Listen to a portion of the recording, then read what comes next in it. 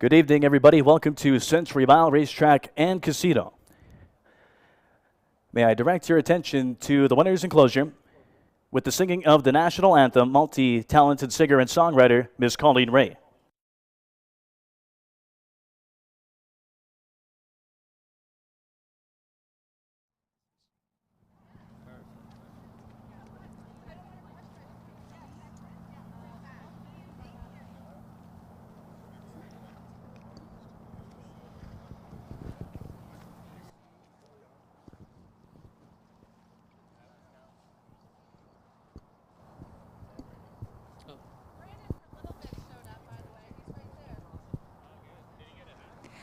Oh, Canada, our home and native land, true patriot love in all of us command.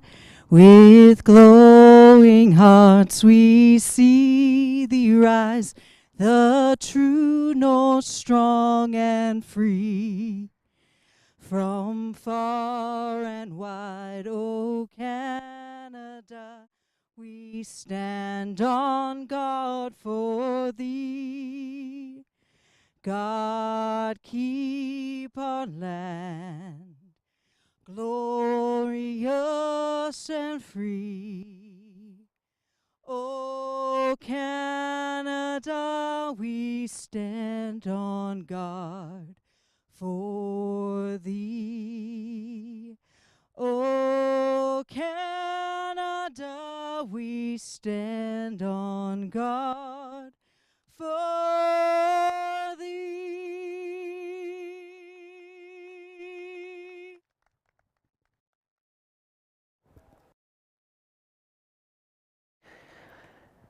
Standardbred Canada and Century Mile Racetrack and Casino are proud to present the 2022 National Driving Championship here tonight.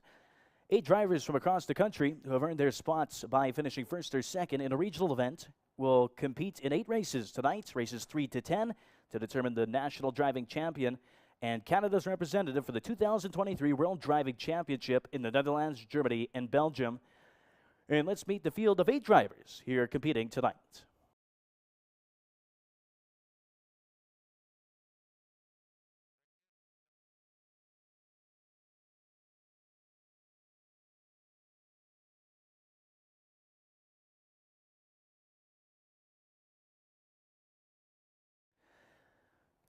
First driver of the field, Gilles Berriot.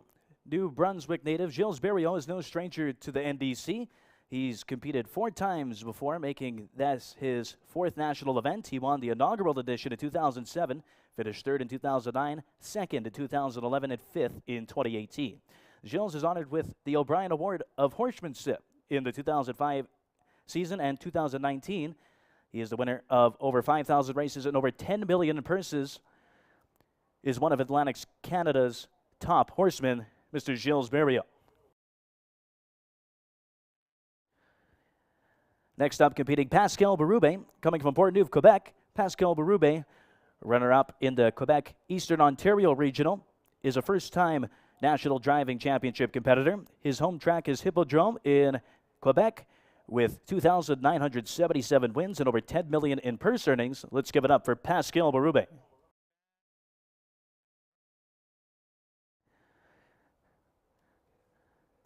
Next driver up is Mark Campbell. Trainer-driver Mark Campbell was runner-up in the Atlantic Regional Driving Championship and has come all the way from Orwell, Prince Edward Island. This will be Mark's 3rd National Driving Championship appearance and has been driving for 19 years. His best year for earnings was last year in 2021 when he and his mounts banked over $700,000 and made 206 trips to the winner's circle. Campbell has had 3 years where he has recorded more than 200 wins, 2016, 2017, and 2021. Give it up for Mark Campbell. Next driver competing, Samuel Filion, won the Quebec Eastern Ontario Regional Driving Championship and is one of Rideau Carleton's leading reinsmen. This will be Filion's first appearance in the National Driving Championship and is the youngest competitor in the competition.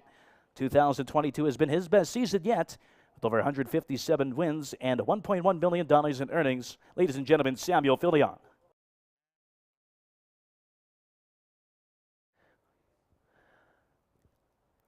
Next driver competing by Hennessy from Lacombe, Alberta, is a first-time National Driving Championship competitor after winning the Western Regional Championship at his home track of Century Downs in Calgary. Hennessy has been driving horses for 18 years and has won 1,083 lifetime wins and over $7 million in earnings. Ladies and gentlemen, let's give it up for Mike Hennessy.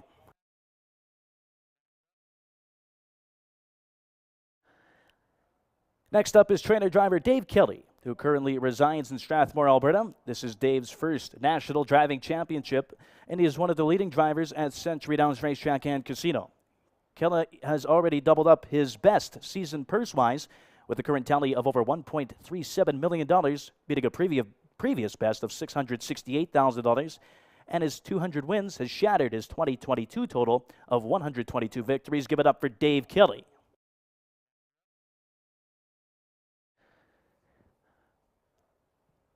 Next driver competing, Doug McNair of Guelph, Ontario, was the 2018 National Driving Champion, which has earned him a spot in the 2019 World Driving Championship in Sweden.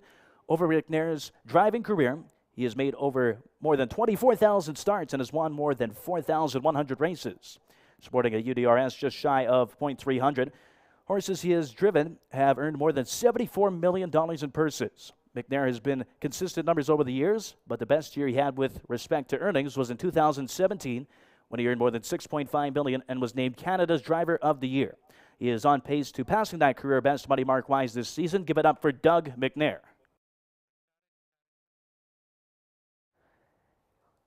And last but not least, Louis-Philippe Roy was the winner of the Ontario Regional Driving Championship, driving for almost 15 years, and over that time, he has made more than 11,800 starts.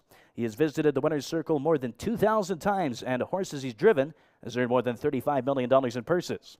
His best year as a driver was in 2018, when he won 416 times and earned just shy of $7.5 million. Roy was Canada's Future Star winner at the O'Brien Awards in 2016 and won back-to-back Driver of the Year titles in 2018 and 2019. Ladies and gentlemen, give it up for Louis-Philippe Roy.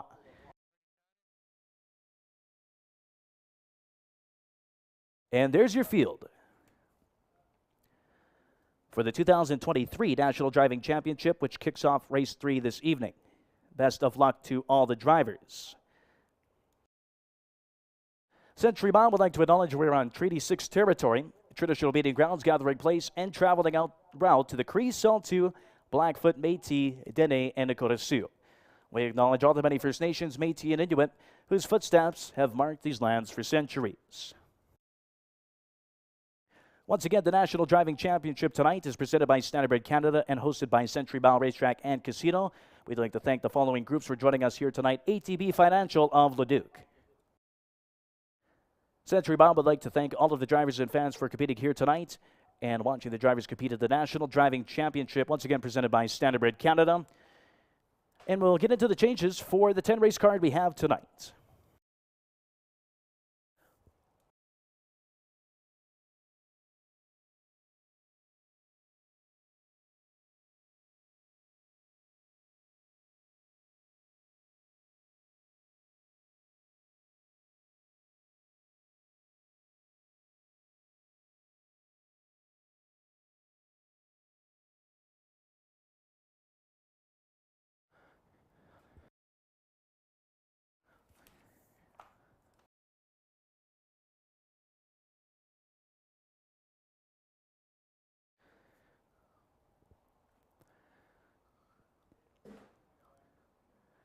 And going into the scratches and changes here for the 10-race card we have tonight, we're going to jump straight to race number 9.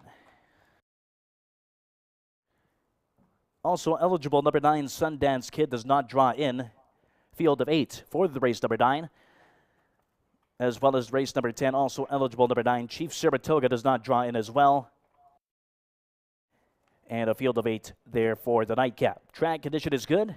We're just over 18 minutes away from the first. The Fillies and Mares claiming race. Just under 19 minutes away from race number 1.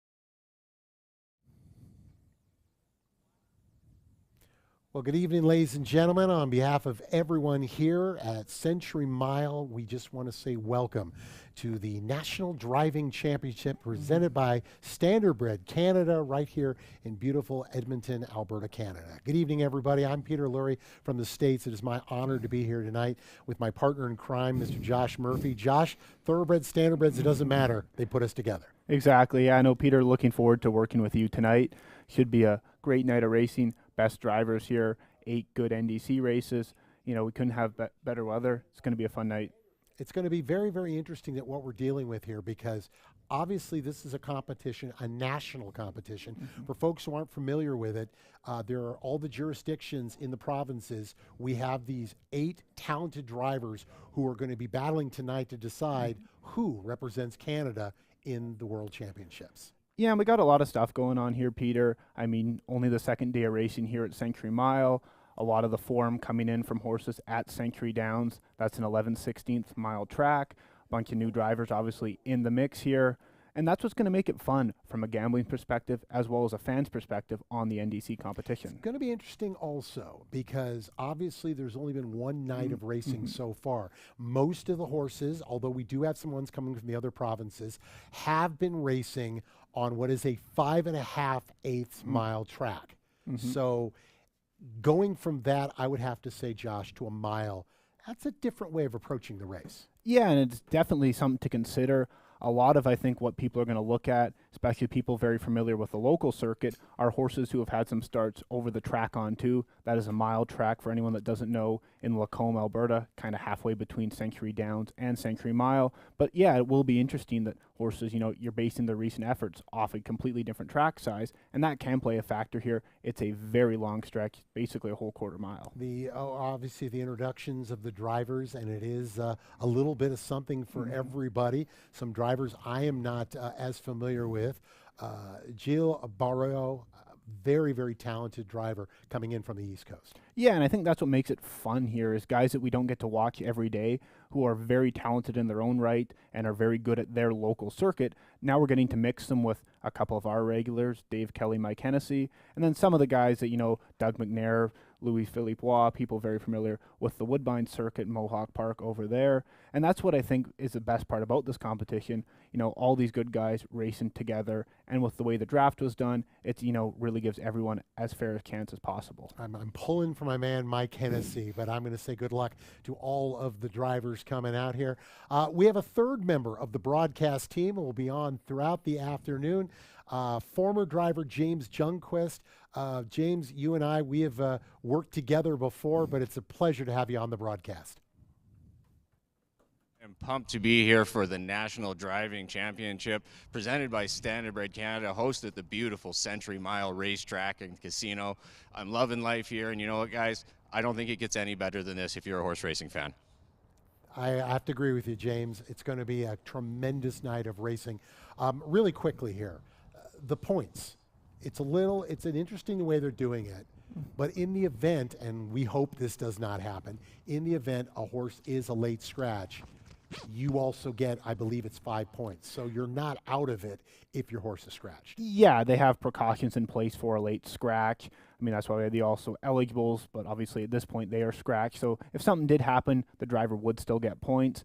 And I think it will be interesting because, you know, a win and a lot of off-the-board finishes versus a guy who's consistently picking up seconds and thirds, you know, it's all about scoring points. And, you know, there's some, you know, it's a little more exciting to win, but you can quietly pick up a lot of points by, you know, carving out some second, third, and fourth place finishes, and that'll be something to monitor through the course of the night. All right, so we got plenty to do tonight. The races that we're talking about on this 10-race card are races 3 through 10. We'll also have some interviews with the drivers after the race, and we'll get their thoughts on the experience. However, we are getting ready for that opener, and I believe we are getting pretty close. We're about 6-7 minutes away, so let's dive right into the first race on the card.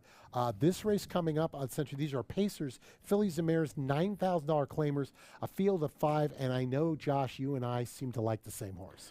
Yeah, and that's the rail horse, Anna's Featherfoot, for trainer-driver Brandon Campbell. Brandon, one of the better drivers we have around here, not in the competition, but there's no doubt he's as talented as anyone, always trains and drives at a high percentage. I think he's got a pretty good shot here with Anna's Featherfoot. Looks to have some, you know, gate speed, probably puts her in front, tries to back down those fractions. And I think in this field, if he can, get some modest fractions up front, should have enough left late to hold horses off. Some good track on 2 races on form. He's the one that I think is the logical, if you're playing against the heavy favorite Chocolate Terror. Yeah, I got to admit, I like it. I like this horse for every reason you just brought up. I'm curious, though, the 3-horse Outlaw Tootsie Roll, interesting horse to consider. Doug McNair, I think he will probably sit right off him, and we'll see what happens when the real racing gets going. The horses are coming out on the track. It's time for the post parade. And once again, welcome to the National Driving Championship.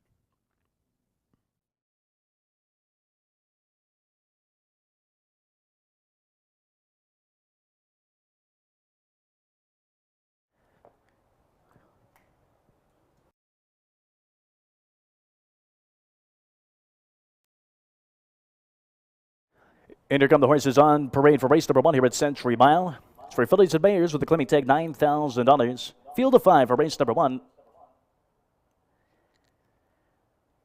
From post 1, Anna's Featherfoot, owned by Timothy Kane and Jody Loftus, trained and driven by Brandon Campbell. Number 2, Triple Action, owned by Jamie Ward, trained by Lance Ward. The driver's Mark Campbell. Number 3, Outlaw Tootsie Roll, owned by Jamie Ward, trained by Lance Ward. Then the driver is Doug McNair. Number 4, Big Bad Goldie, owned and trained by Joe Ratchford, with Gilles Berriot in the bike. And rounding out the field with 5, Chocolate Terror, owned by Fred Gilbert, also co-owned and trained by Kelly Horn, with Louis Philippois driving. Win, play, show, exacta trifecta daily double wagering here for race number 1. Set to go in just under 4 minutes from now. Good luck.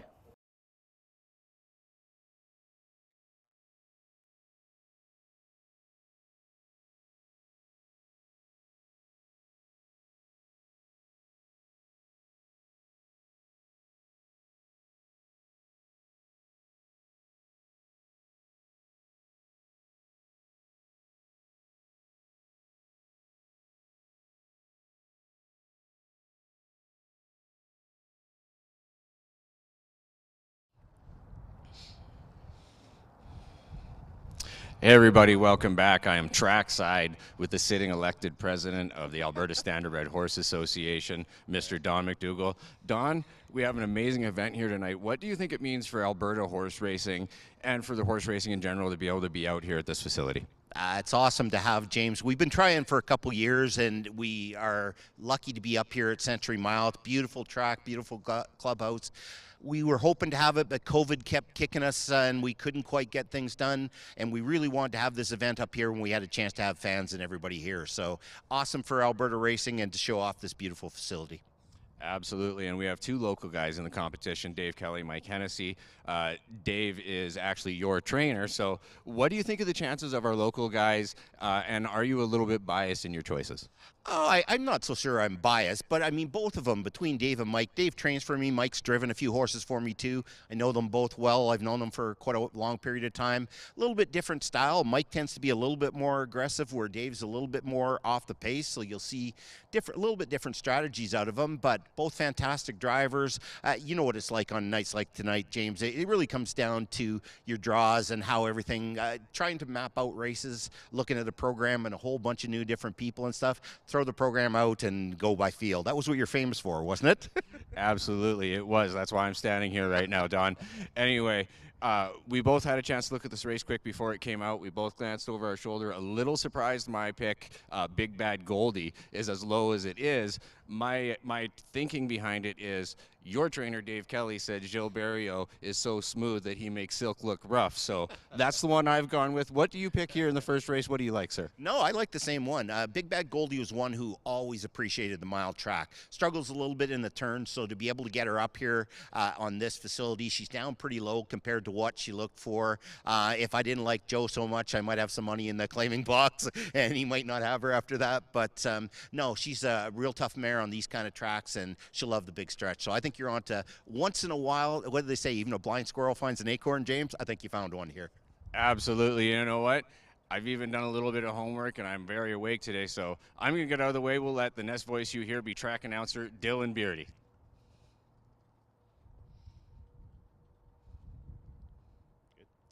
job, man. Thank you very much, brother. I will. Keep going. Good job. And then after the race,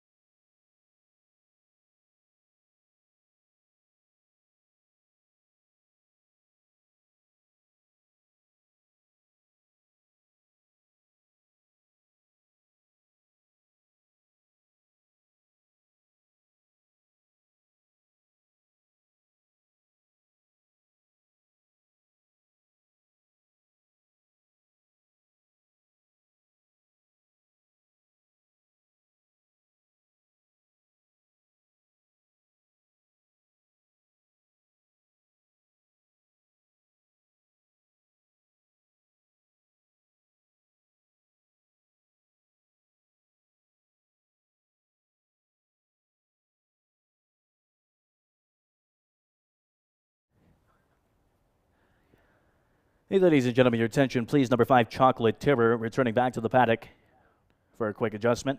Still time to wager on the opener. Once again, back to the paddock. Number 5, Chocolate Terror.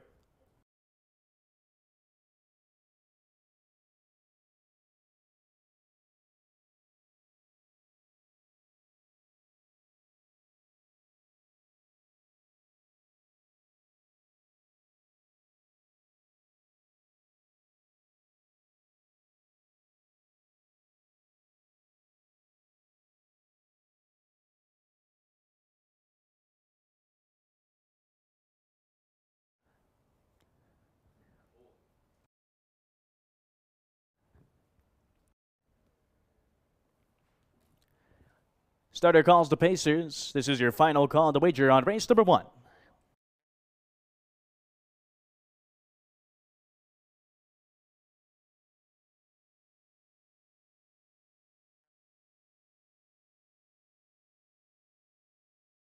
From the rail out, number 1, Anna's Featherfoot, Brandon Campbell. Triple Action, Mark Campbell.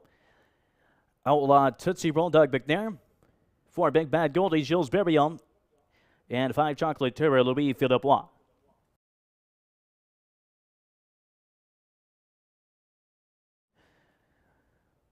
Field of 5 is in the hands of the starter. Gate picks up speed. And our off Thursday night at Century Mile is underway from the inside. Anna's Featherfoot. Post 3, Outlaw Tootsie Roll is now splitting horses, and on the wide outside, Chocolate Terror looks to cross over into the clubhouse turn. Early trailing duo, Triple Action, and the very early trailer, Big Bad Goldie, halfway around the first turn. It's 4-5 favorite. Chocolate Terror has the lead by just over 2 lengths. 11-1 long shot. Outlaw Tootsie Roll sits the pocket at a gap of 2 lengths to Anna's Featherfoot. Triple Action and Big Bad Goldie can see the ball just over 6 lengths from top to tail. Opening quarter 28-2 for Chocolate Terror, who has a nice hold there on top. Another 2 lengths back to Outlaw Tootsie Roll, who's sitting the pocket trip. Anna's Featherfoot is sitting in third. No bright lines as of yet. Triple Action and the trailer, Big Bad Goldie, halfway down the backstretch, just over a half mile from home. It's Chocolate Terror with the lead. Outlaw Tootsie Roll still sits in second. Anna's Featherfoot, maybe look at a peek to the outside. Half put up in 59-3, 31-1 second panel. Trailing duo Triple Action and Big Bad Goldie. Into the far turn now. Chocolate Terror now coming out of the 3-hole is on the outside. Anna's Featherfoot, who goes into second and is half length off the lead now. Outlaw Tootsie Roll backs out of that top duo. Moving up to third on the outside, Triple Action, and not keeping up is Big Bad Goldie. 5/16 to go. It's Chocolate Terror Challenged all the way by Anna's Featherfoot, top of the lane down the stretch. 29-3 for the third quarter, and it's still Chocolate Terror with the lead. Anna's Featherfoot comes to calling for Campbell to the outside. Still in the pocket, looking for room. Outlaw Tootsie Roll. Here comes Big Bad Goldie from the back of the pack, and still the trailer triple action. Just over a 16th to go now. Chocolate Terror looking to get this one home for Louis Philippois. Anna's Featherfoot approaching the wire. It's going to be Chocolate Terror to kick off the card. Anna's Featherfoot second, getting up for third. Big Bad Goldie, the final time, 157-3.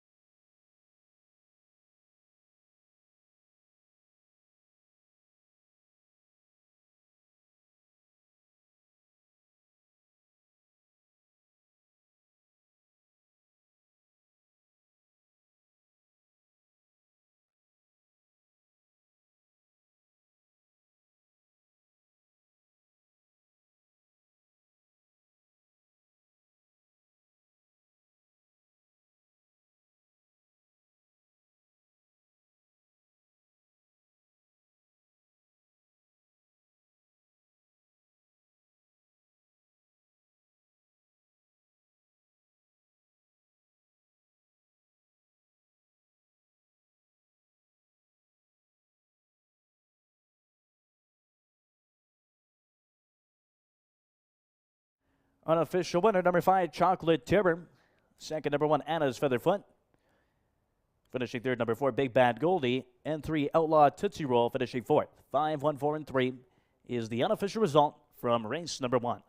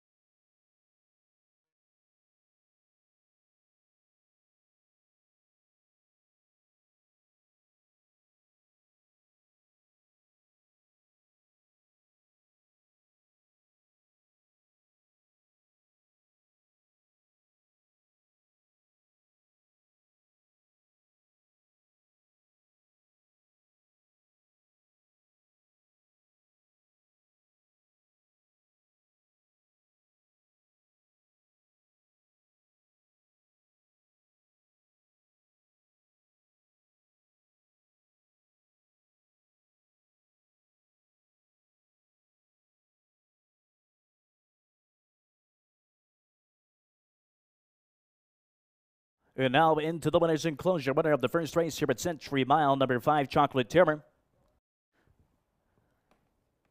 Chocolate Terror is a 7-year-old bay mare by Stonebridge Terror, by the mare Chocolate Art, by Art Escape. Runs for the winning owners, Fred Gilbert and Kelly Hort. Winning trainer, Kelly Hort. Winning driver, Louis Philippois. Time for the mile, 157-3. First race official. Chocolate Terror returns 380 to win, 270 to place, 210 to show. 1 Anna's Featherfoot, 280 to place, 220 to show. And 4 Big Bad Goldie, 240 to show. $2 exacta, $7.20. $1 trifecta, $6.55.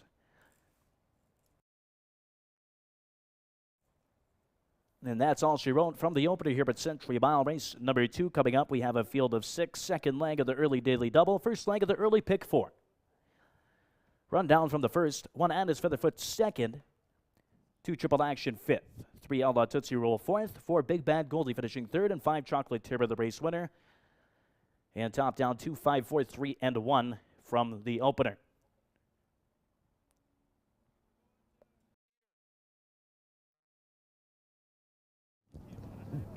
First race in the book, and it is Louis Philippe Roy with the victor here. Chocolate Terror on the outside.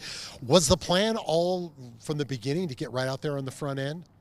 No, I just wanted to get close. I thought maybe Brendan would want to cut the mile and removed on the backside. But I ended up getting pretty soft fraction there to work out for us. And I'm just happy that actually Kelly Hurt gave me the chance to warm up a little bit. I've met him a few years ago at the O'Brien's Awards night. We had fun together, and that's what he said when he saw me. He says, "Do you know what? I owed you like just to give you a little warm up tonight. So that was good from him. He could have driven him himself and probably get the same result. You know what? Any athlete wants to, when you haven't been to a surface before, you want to get out there and know what you're dealing with here. Obviously, you're used to the weather, but what was your thought of the track so far? Oh, the track, the surface is so great. It just makes me think of nice track I went, like Meadowlands, and even near to Red Mile, how the dirt is, the soil kind of. And no, like you said, it's nice to have a little bit feeling like everywhere post parades are a little different, and you want to kind of know how they're working before to get into the competition. So I'm just happy it worked out well so far. All right, real quickly here. Obviously, you've been to a lot of tracks, a lot of provinces, a lot of jurisdictions. How special is it for you here in Canada to be participating in something that has national pride? Oh, it's first exciting. We're a competitive guy, and to have the chance to represent our country down in Germany and the other countries around for the next year, it's just a big challenge to be here today. We've been treated really well with everything that has been organized either by the track or Standardbred Canada, and like I'm very surprised by how good the track is and the old facility. Just the lights, you feel good on the track. We are so glad you are here, Louis. Merci beaucoup. Have yourself a wonderful night, and good luck in the competition. Thanks. I hope to see you again. Okay, thank you. One down. We got 9 to go. Remember, the competition starts in race 3. We got another good race coming up here shortly.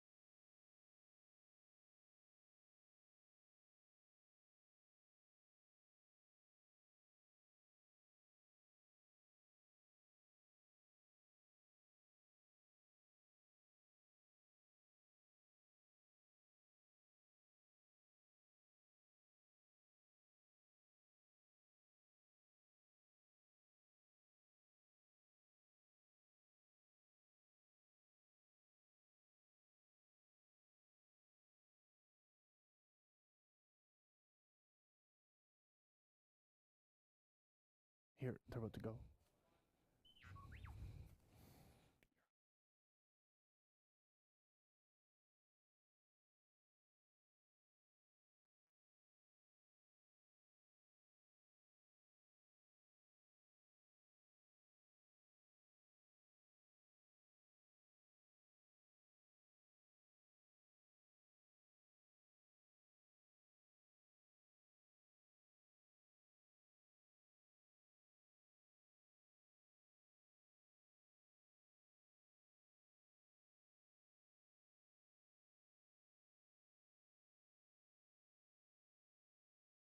This was a horse that you and me both watched last week who, had some go and was just in a little tight, couldn't get out till partway down the lane. And with some clear sailing for most of that quarter-mile stretch, he probably would have been the winner, James. He was right behind Wink and Win and Fanatical Maniac. Fanatical Maniac taking all the early money right now at 3-5. So I think, Sam Filion from the rail here, if he can get along with her well, he's worth a stab, and she's going to be a much better price than both the 5 and the 6. Absolutely. Sam Filion, one of the young men I've been looking really forward to driving that's been out here, Josh. I've said that quite a few times in a lot of the interviews and different social media things we have put out lately. So he's one that I think will get along with Outlaw Alley-Oops quite well. I think that is a fantastic choice in here. I think this is an extremely tough race. A horse like the 2, A Better Moment, if that kind of horse pokes a nose out front, he's very, very tough to get by. If you look at his lines, 3 wins, a second, and a win in his last 5 starts, those are pretty good stats. Brandon Camel won a class exactly like this last week with Wink and Win. I've gone to the old man in the field, the outside LPR, Louis-Philippe Roy, and Glenn Lutz team up with Fanatical Maniac. I really like this horse in here. I think he can get it done today for all the old men in the grandstand. Yeah, and he's a pretty versatile horse. He kind of struggled earlier on in the year, but he's really sharp as of late. This is a horse with a lot of back class. He's kind of been up near the open ranks or kind of the 20 claimer, for a good chunk of his career. And I thought last race was a good effort from him. Kind of his win streak or his string of good races were all forwardly placed, but he came from last and made a big move, just couldn't quite get to Wink and Win. But I thought it was a good effort. He can handle this track. There's no problems there. The only issue is going to be a bit of a short price, but for good reason. Louis-Philippe Roy looking to complete the early double. I'm going to be curious how he drives because Fanatical Maniac can be driven a lot of different ways, so that's why you leave it up to him to figure it out. But this is a competitive race. It does kick off the early pick 4, and a tough way like James was getting at here. You can make a case for almost anyone in this field. The horse number 3, LA Woman, you could look at. A mare in here, the 1 non-7 mare. He's got some speed, been chasing around some okay horses. Outlaw Stormy Weather, Cheese Whiz, some, nice conditioned straight mares. She'll be a fun one to watch. But yeah, I did lean towards Outlaw Alley-Oops. I know you like the 6, James, but I think most people on their pick 4s probably do end up with a couple horses in here. Absolutely, man. And the horses are starting to walk out of the tunnel right now. This is the last warm-up for some of our drivers coming in out of town because we start the Big Daddy next, Josh, man. Yeah, that's it, the National Driving Championship here presented by Standardbred Canada, hosted at Century Mile Racetrack and Casino. It's a beautiful place here. And another exciting thing, Josh, we even have good luck wishes coming in from places like the Meadowlands for driver Mike Hennessy from Jacob Cutting. So, hey, good luck from Jacob Cutting to Mike Hennessy. Just got that message in a few minutes ago. He wanted me to pass that along. Josh, anything before they head to post parade we want to leave them with, man? Yeah, no, just an exciting race here, kind of like Christmas Eve, this race, Games. Last one before we get into the NDC action, but don't forget about that early pick 4. Competitive 6 horses here to kick it off. We'll send it over to track announcer Dylan Beardy for post parade.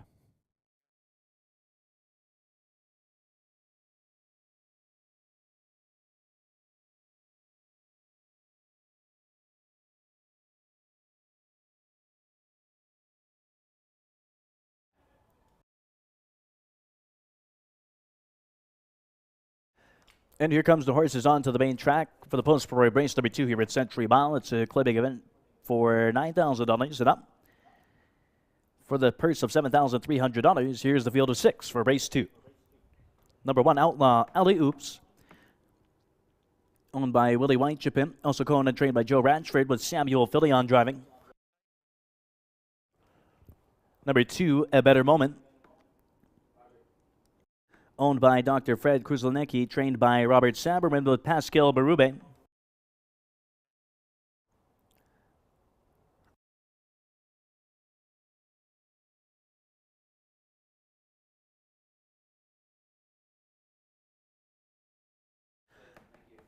Number 3 is Elderly Woman, owned by Terry and Rob Ostachek, trained by Nathan Sobey with driver Gilles Berrion.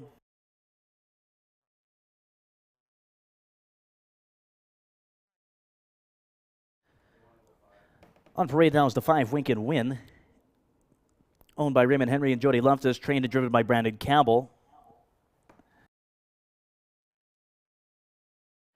Now on parade number 4, No Better Parade,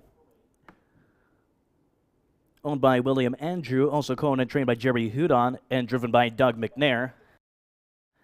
Rounding out the field with 6 Fanatical Maniac, owned by Janine, also co-owned and trained by Glenn Lutz, and the drivers Louis Philippois.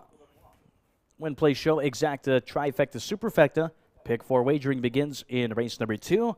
Horses are soon to be at the starting gate just over 5 minutes from now. Good luck.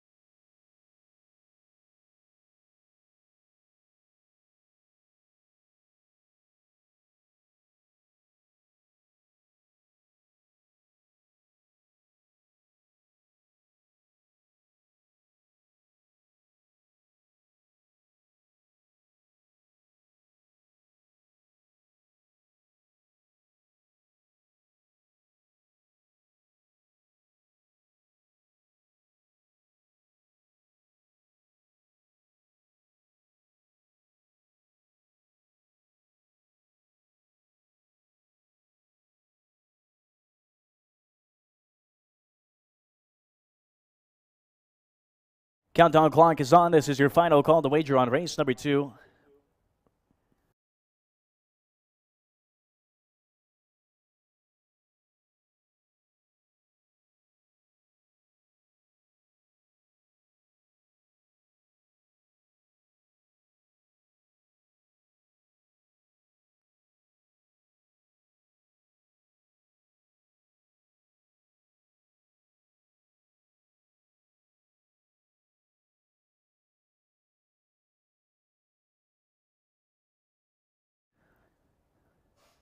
Field of 6 now approaching the starting gate. Once again, final call to wager. It is now post time for the second.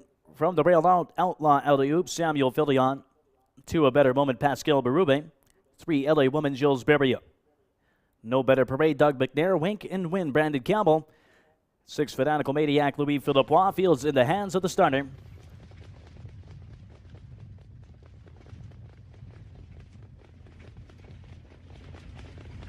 Gate picks up speed, and here they come. And they're off and pacing. Tough start for the 3 LA Woman, who's at the back of the pack early. Scrum on top into the clubhouse turn. We have A Better Moment. In between horses now backing out is LA Woman. On the wide outside is Wink and Win. And holding the rail into the clubhouse turn is Outlaw Alley-Oops, who looks to pocket up. Third to the outside, Wink and Win, who's under whip tap, urging from Campbell to move up. Back and forth, No Better Parade, trailing duo Fanatical Maniac and LA Woman. Can see the ball. Field of 6 is now onto the back stretch. Opening quarter, 28 seconds flat for Wink and Win, who now has a lead by a length and a half over long shot A Better Moment, who is now in the pocket. Going up first over for McNair's No Better Parade. Now moves into third and is about to challenge the leaders. Fourth to the inside is Outlaw Alley-Oops. Another 2 back to Fanatical Maniac, and LA Woman still remains the trailer. Halfway down the backstretch, approaching the half-mile mark. It's Wink and Win, who now has a lead by 2 lengths over a loose pocket sitter, A Better Moment. Half put up 56 and 1, 28 and 1 second panel. Still coming on the outside, first over is No Better Parade. Second over, following that, covers Fanatical Maniac. Fifth to the inside, Outlaw Alley-Oops. And still the trailer is LA Woman. Field of 6 separated by just under 5 lengths as Wink and Win now has the lead by just over a length over No Better Parade, who's still coming on first over. A Better Moment is loose and in the pocket, now backing back to third. Fanatical Maniac fourth, top of the lane down the stretch. 3 quarters, 125 and 4, 29 and 3 for the third quarter. Wink and Win now pulls away. Moving into second is Fanatical Maniac, but 4 lengths off the lead. Coming from the outside off the pegs is Outlaw Alley-Oops to make it interesting late. Just under an eighth of a mile to pace. It's Wink and Win still with the lead. Fanatical Maniac and a duo for second with Alley-Oops, but approaching the wire is going to be Brandon Campbell and Wink and Win back-to-back winners. Fanatical Maniac, Outlaw Alley-Oops, and LA Woman. Final time 154 and 1.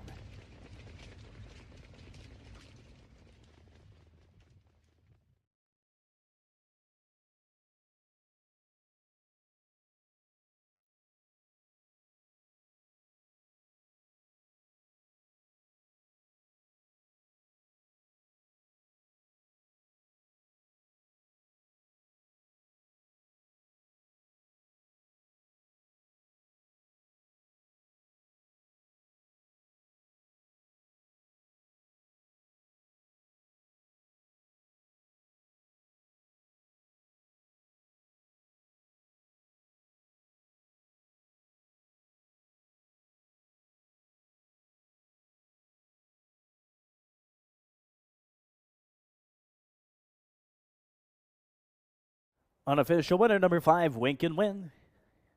Second, number 6, Fanatical Maniac. Finishing third, number 1, Outlaw Alley-Oops. LA Woman, number 3, finishing fourth. 5, 6, 1, and 3. Unofficial from race 2.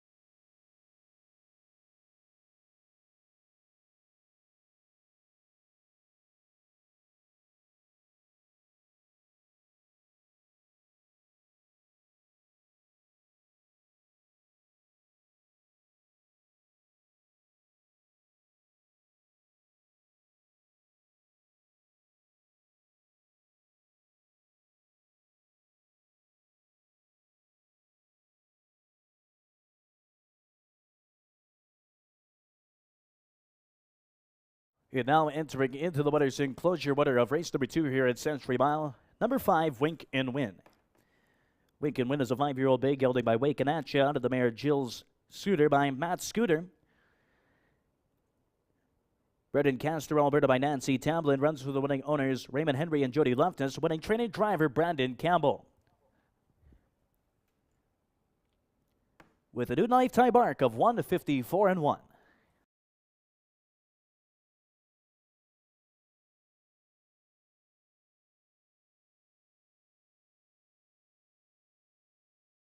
Second race official, 10-10 to win, 330 to place, 250 to show. 4-5 Lincoln win, 6 Fanano Maniac, 230 to place, 210 to show. And 1 Outlaw Alley Oops, 240 to show. $2 exacta returns $17.50. $1 trifecta $23.35. $1 superfecta $60.45.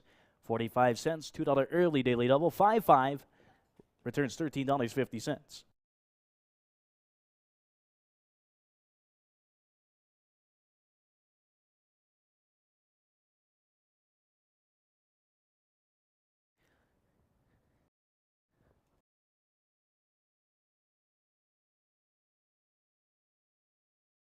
Official rundown from race number 2. 1 Outlaw Alley Oops finishing 3rd. 2 A Better Moment 6th. 3 LA Woman 4th. 4 No Better Parade 5th. 5 Wink and Win the winner. 6 Fanatical Maniac 2nd. Top down 3, 6, 4, 5, 1, and 2.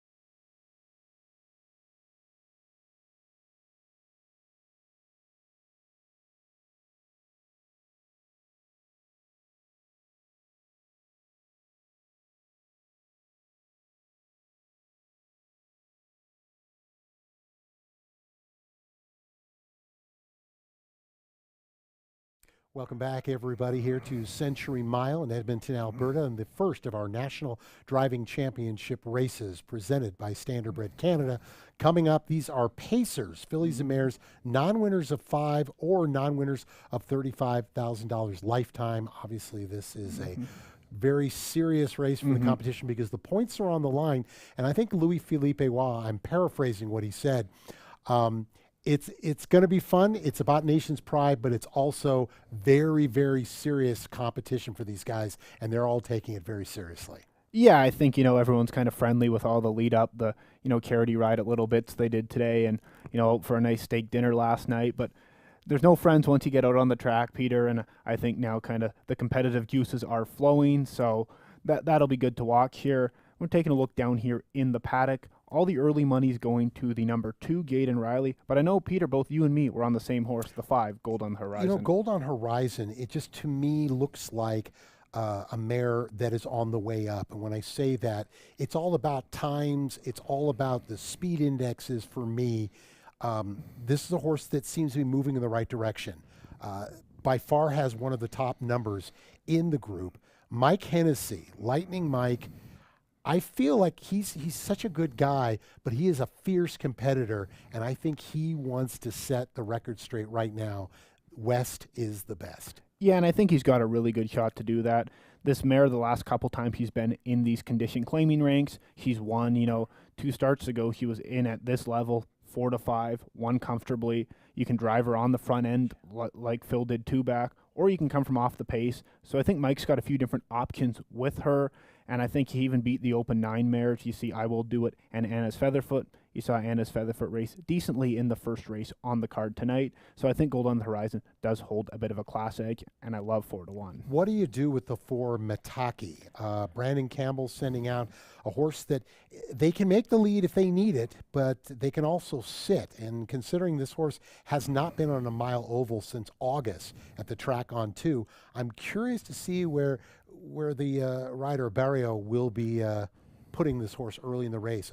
I'm interested to see, very importantly, what these guys from the PIs do stretching out to the mile. Yeah, and I think that's going to be the interesting part, Peter, is a lot of these horses haven't seen a mile track in a long time, if ever, and then you put new drivers on these horses, and that's going to be the real question mark. Mataki, though, is pretty darn consistent. I don't know if he's quite on the level of a Gaydon Riley or a Gold on the Horizon, but she always makes a good account of herself. I mean, he's 10 of 18 this year in the top 2, so expect her to at least be in the mix. One of the non-5s in here. There are a few non-4s and 3s kind of up in this race to help get this field to 8. So I think, Mataki does have, a bit more money in the bank and some wins than some of her competitors. Gilles comes in by way of the Prince Edward Island Racing over at Charlottetown Driving Park. He's a 4th time NDC appearance player, so it's not like he's never done this before.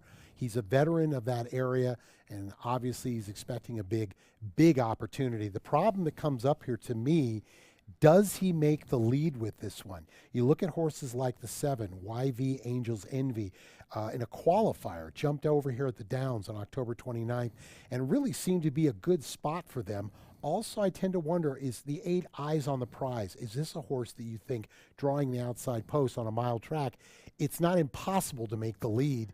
Do you think that maybe that's something they might be considering? Well, it's interesting because the drivers had a draft where they all got to draft first at some point, second, third, 8 races, so everyone had an opportunity to draft from each spot. And Sam Fillion actually had the first pick in here, Peter, and he took Eyes on the Prize, who's 12 to 1 on the board. So clearly there's something Sam saw with this horse, reason why he picked this filly first. So I'm going to be kind of curious here. I mean, he only does have the 1 win, spotting a lot of experience to a horse like Gold on the Horizon, who has 9 lifetime wins. But when a driver like Sam Fillion has his choice and this is a horse he takes, it's worth taking note of. At one moment, I say about 3 minutes ago, the horse was 50 to 1. You notice it has changed dramatically to 12 to 1. Jaden Riley, the 3 to 5 favorite. Doug McNair in from Mohawk to drive for the Houdon Stables. Horses coming out on the track. Race number 3.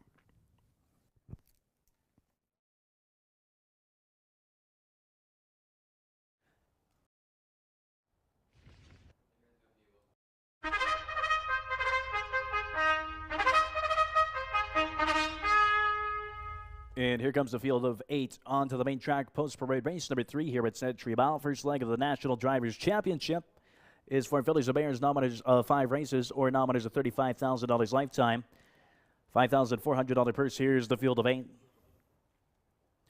Number 1 is B Special, owned by Megan McPherson and Tammy Burchell, trained by Logan Gillis. The driver is Mark Campbell.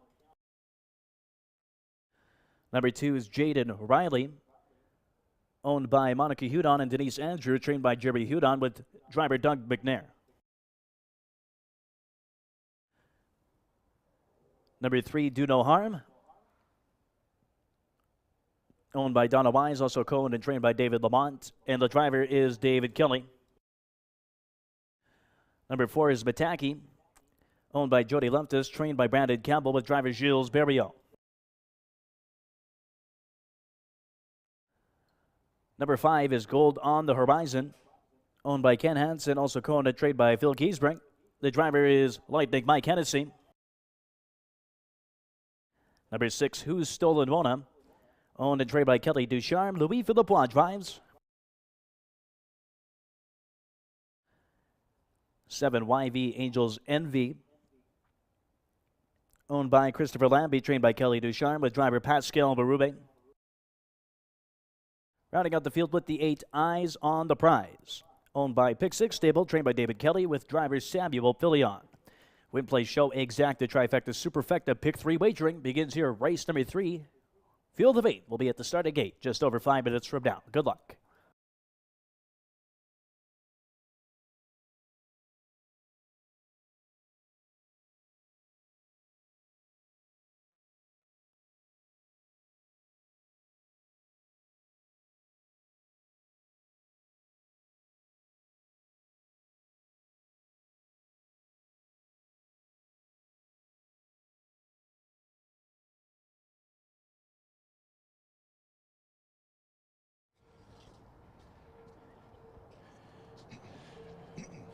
Hello, everybody. Welcome back. I'm on the tarmac again with Mr. Lee Drake, the managing racing director of Red Shores Race Day and the manager of broadcasting.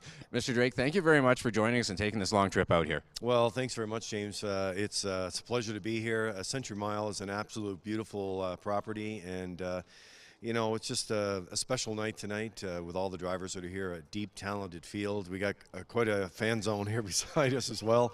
It's great. You could feel the excitement throughout the entire building here, and you know, it's an exciting competition, and it's great to have it here in Alberta. You know what? It's a lot of fun here, and we are surrounded by the Mike Hennessy fan club. I am the president, of course. But you know what? We are coming together as a country today, and we have some representatives from Atlantic Canada. Can you tell us a little bit about Mark Campbell and Mr. Gilles Berriot? Well, Mark Campbell and Gilles Berriot are 2 of our top drivers in Atlantic Canada. Of course, they earned their right to be here with the National Driving Championship. They're no stranger to these type of competitions, and you know, Mark has been our top driver on Prince Edward Island for the last 13 seasons straight. He's a multiple O'Brien Award winner as well, and you know, he's just a very talented reinsman, and you know, it's great to have him part of this competition tonight. We're very proud of him in Atlantic Canada. Same with Gilles Berriot. He just got his 5,000th career win.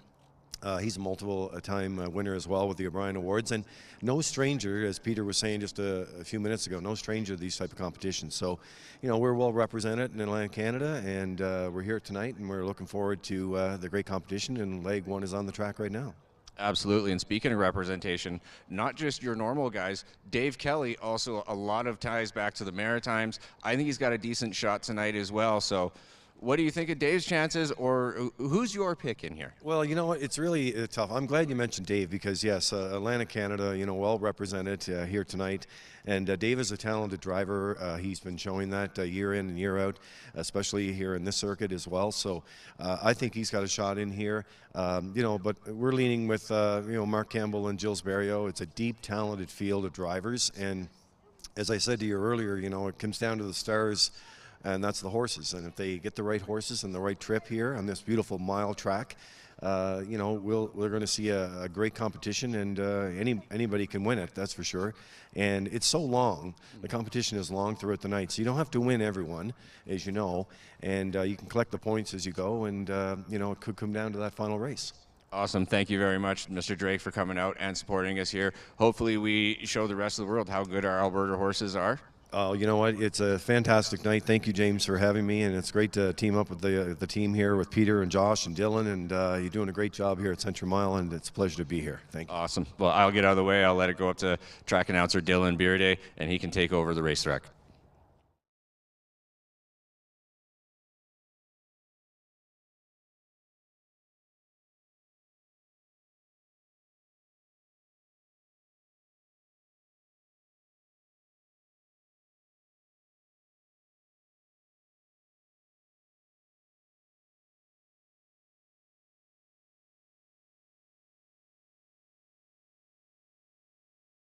Countdown clock is now on for race number 3. This is your final call to wager on the third.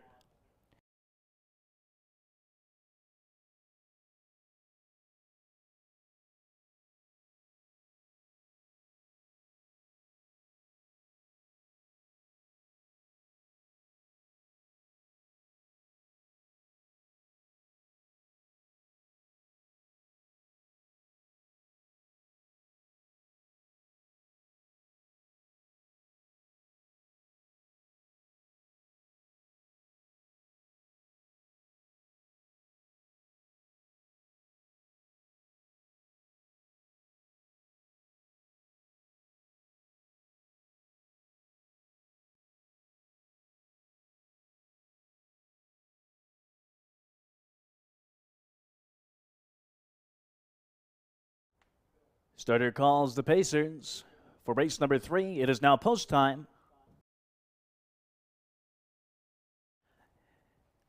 And the gate is rolling. From the Rail B Special, Mark Campbell, Jaden Riley, Doug McNair, Do No Harm, David Kelly, Mataki is Gilles Berriot, Gold on the Horizon, Mike Hennessy, Who's Stolen Mona, Louis Philippe Bois, YV Angels Envy, Pascal Barube, and 8 Eyes on the Prize, Samuel Filion. Third race proudly presented by the Ontario Board of Directors of Standardbred Canada. Gate picks up speed. Fields at the hands of the starter. And here they come. And they're off and pacing. Jaden Riley is going out for the early lead and trying to hold the pylons. Into the clubhouse turn is B Special. Floating out from the outside is Who's Stolen Mona. Sitting a spot from fourth on the inside is Do No Harm. Fifth to the inside for Barrios Mataki. Now taking a spot into sixth from post 8 is Eyes on the Prize. Trailing duo, Gold on the Horizon.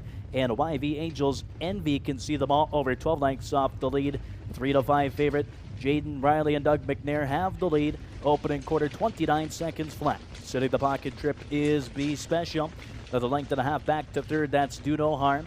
On the inside is Who's Stolen Mona, who's fourth and now looking for his spot. Now coming to the outside, Who's Stolen Mona, as they're action-packed on the backstretch now. Moving into fifth in the 3-path, Gold on the Horizon. In between horses, Eyes on the Prize. Trailing duo now, Mataki, and the trailers YV Angels Envy as they approach the half mile. It's Jaden Riley who's being swarmed from the outside. Who's Stolen Mona, and in the 3-path and driving on is Gold on the Horizon. 58-4 for the half, 29-4 for the second panel, and now challenging for the lead in the 2-path now is Gold on the Horizon. Jaden Riley looks to counter back.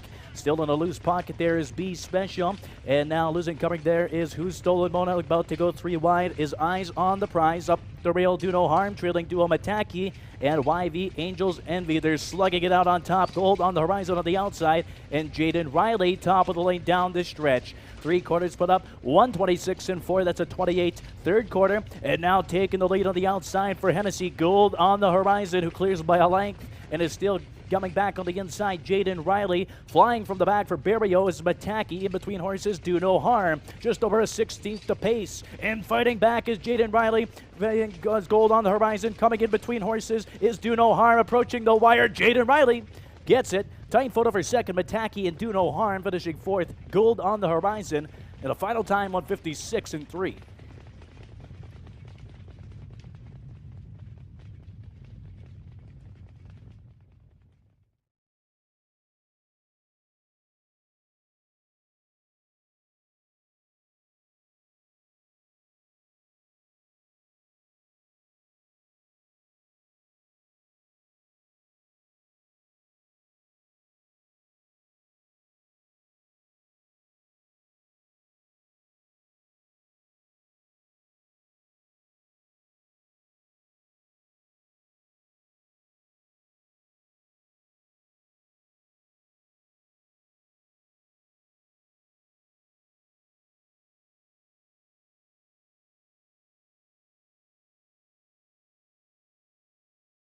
Unofficial winner number 2, Jaden Riley and Doug McNair. There was a photo for place between 3, Dudo Harm, 4, Mataki, and 5, Gold on the horizon.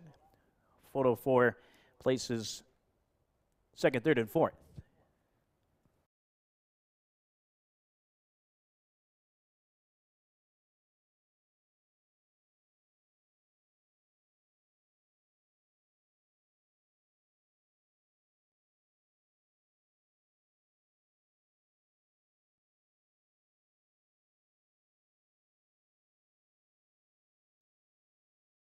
In the place photo, number 4, Mataki got up. Finishing 3rd, number 3, Dudo Harm, and 5, Gold on the horizon, 4th, 2, 4, 3, and 5 unofficially.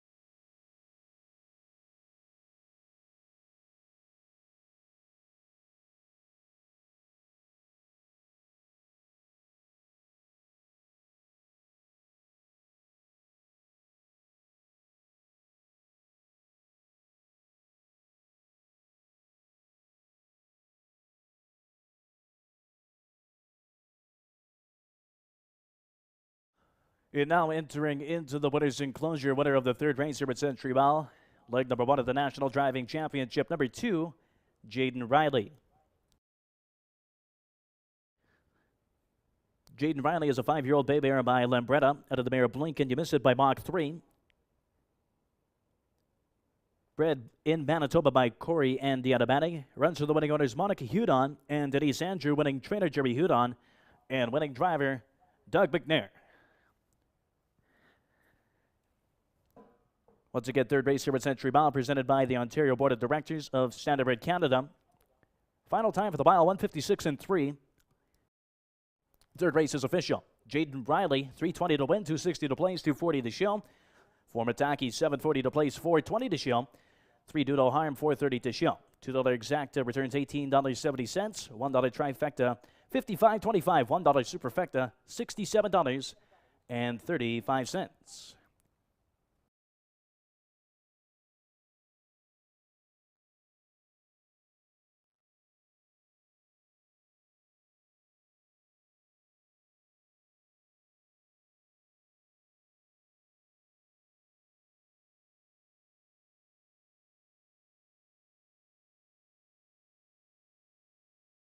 Competitions goes to Ontario. Doug McNair aboard Jaden Riley. Doug, looked at that first quarter, 29. Were you at all surprised they gave you a little extra leeway? Yeah, she just got off the gate real well. You know, she gave herself a pretty good head start heading in the first turn. So the other guys they retreated right away, and it kind of worked out in our favor. You've had your fair share of big events all around North America. I was asking Louis the same thing. National pride here on the line. It's got to be very special to be part of this for you. Yeah, it's real special to be part of these. They're tough events to get in. So when you get in them, you just hope for a lot of luck, and it's nice to get off the shelf with a win right off the bat. Your first one, obviously, you weren't able to attend, so this is your inaugural one. Did it feel the way you thought it might feel going out here for the first time? Yeah, you know, it's I know a lot of these guys, pretty much all of them. So we know we're going to have a lot of fun last night and tonight, and hopefully we just get some luck. All right, good luck with the rest of the night. Thank you. Thank you. That's Doug McNair with the victory. First of the competition goes to Ontario.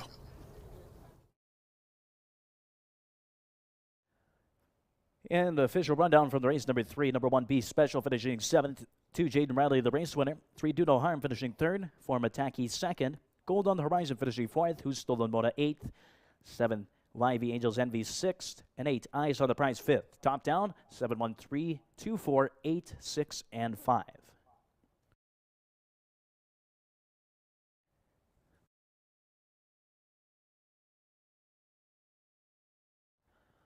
And now looking at the National Driving Championship scorecard. After leg number 1, Doug McNair leads with 15 points. Gilles Berrios getting that place spot in the last race with 10 points now. Dave Kelly with 7. Mike Hennessy finishing 4th gets 5 points. 4 for Samuel Filion, 3 points for Pascal Berube. Mark Campbell with 2, and Louis Philippois with 1. After leg number 1, Doug McNair is the leader.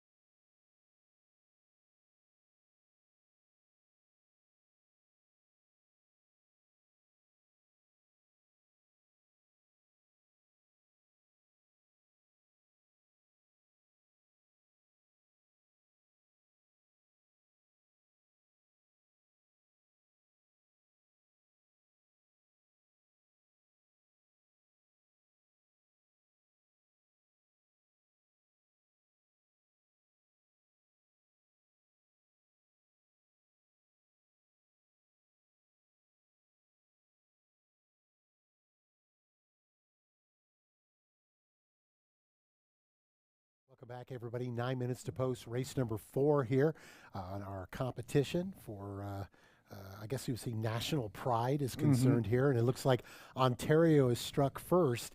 I was a little shocked, 29 for the first quarter for this horse, even on a cold night like this. Yeah, I'm sure Doug must have been pretty happy when he made the front there, Peter. Pretty honest fractions there for, the front horse not going much at all there. And, was able to battle back in the lane. Figured, he might have a little bit left considering everyone else kind of chasing was used pretty hard around that far turn. He's just kind of able to put them to sleep on the lead, have a little bit in the reserve tank, and kick off the competition for Team Ontario there. All right.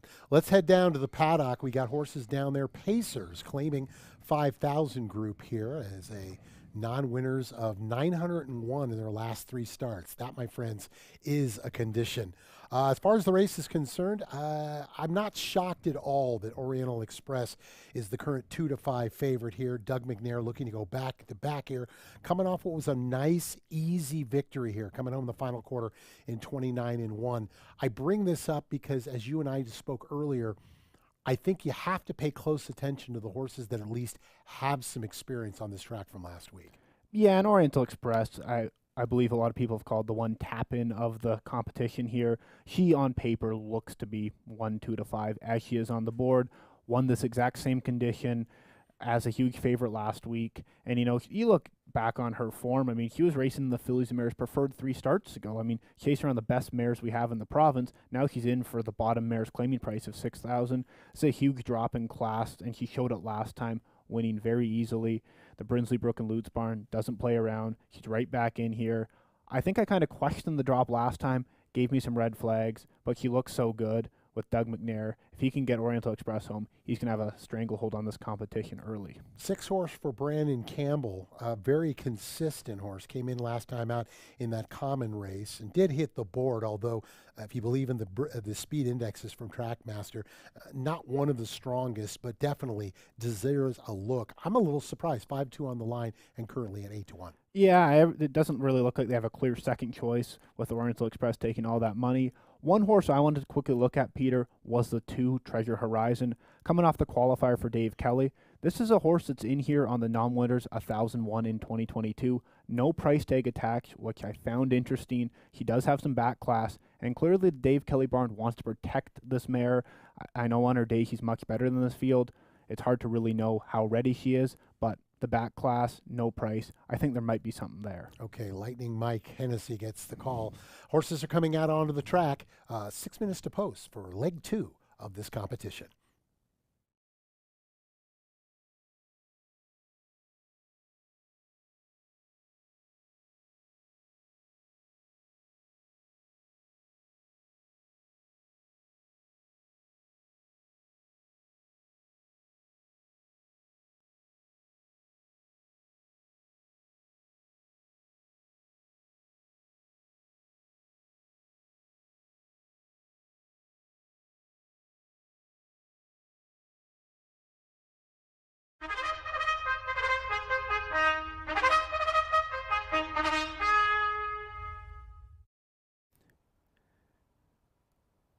And here comes the field on parade for race number 4 here at Century Mile, second leg of the National Drivers' Championship, proudly presented by Standardbred Canada, Quebec Board of Directors.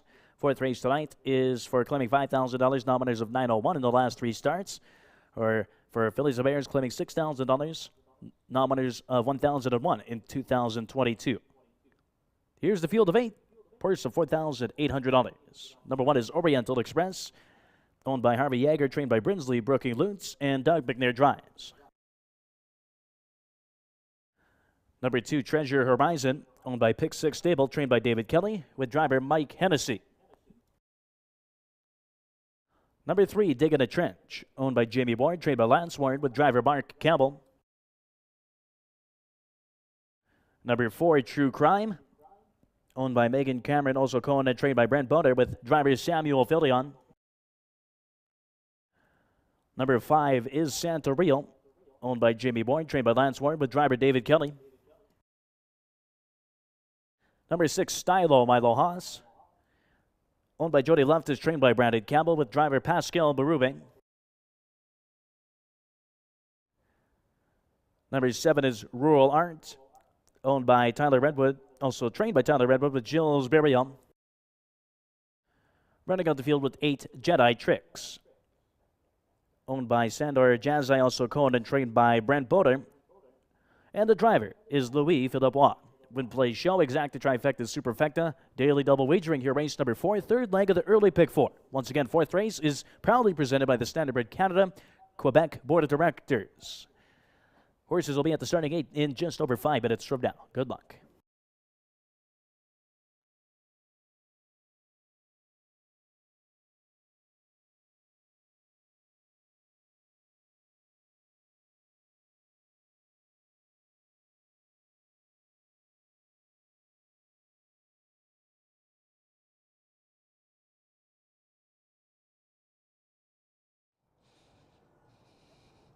Hello, everybody. James Junk was back here.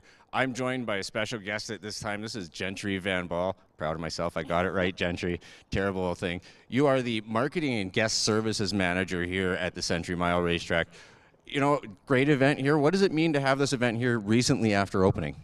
Honestly, it's really special, and we're so excited to have everybody here. We've got some new faces, either some horse players who are watching us from further out. We've got our whole Standardbred Canada Board of Directors who are here, so we've got a lot of new faces who are seeing our track for the first time. We only opened in 2019, so this is still pretty new for us after 2 COVID years. This event was postponed a little bit, so we are very excited to have everybody here, to welcome them, see the mile track, which is new for some people too. So it's a really exciting event. Absolutely. These men have had a very busy schedule since they've been here. Friday night, they were out for dinner. They went to West Edmonton Mall. This afternoon, they got up to some really interesting stuff, some neat events. Can you tell us a little bit about those? Absolutely. This morning, we had the pleasure of going to Little Bits Therapeutic Riding Association, which is in Edmonton. They are a fantastic facility, beautiful program that they have going on. So our drivers got to learn about the program, learn how to sidewalk, learn how to lead these therapeutic courses, and we are happy to host Little Bits here as well tonight. So it was a wonderful opportunity, and we definitely thank Little Bits too.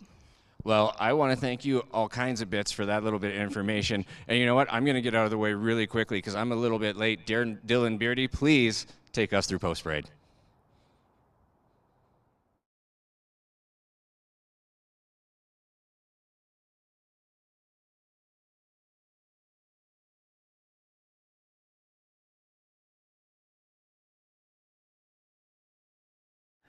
Now we're looking at the line, buddy. We're betting after leg number 3, $483.42.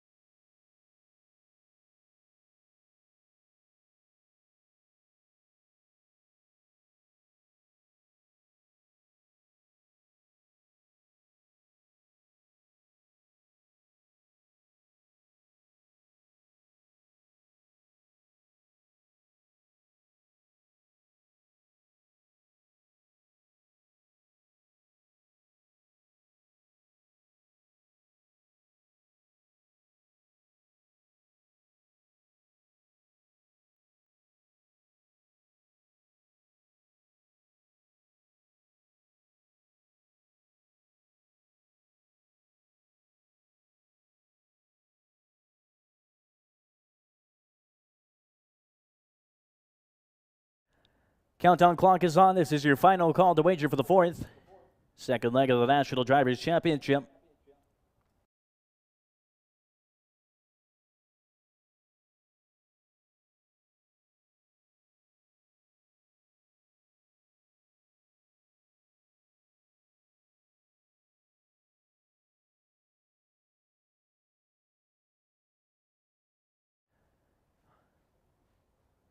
And starter calls the Pacers for the 4th. From the rail out, Oriental Express, Doug McNair. Treasure Horizon, Mike Hennessy. Digging a Trench, Mark Campbell. True Crime and Samuel Fillion. Is Santa Real, Dave Kelly. Stylo, Milo Haas, Pascal Berube. 7 Rural Art, Gilles Berriot. And 8 Jedi Tricks, Louis Philippe Watt. 4th race presented by Standardbred Canada, Quebec Board of Directors. Gate picks up speed, and here they come.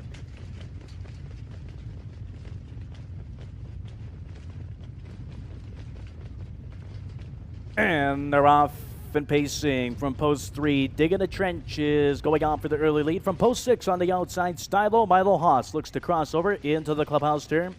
Oriental Express, the heavy 1-2 favorite, is now going to sit the pocket trip and leaves Digging a Trench to the outside.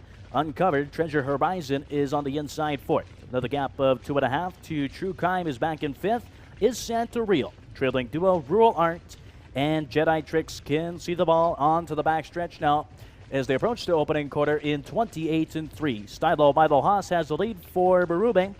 Back in second, Digging a Trench, and here comes out of the 3-hole Oriental Express, now 1-9 favorite for Doug McNair. Looks to go out to the lead and cross over. Back and forth now is Treasure Horizon. True Crime is back in 5th. Is Santa Real.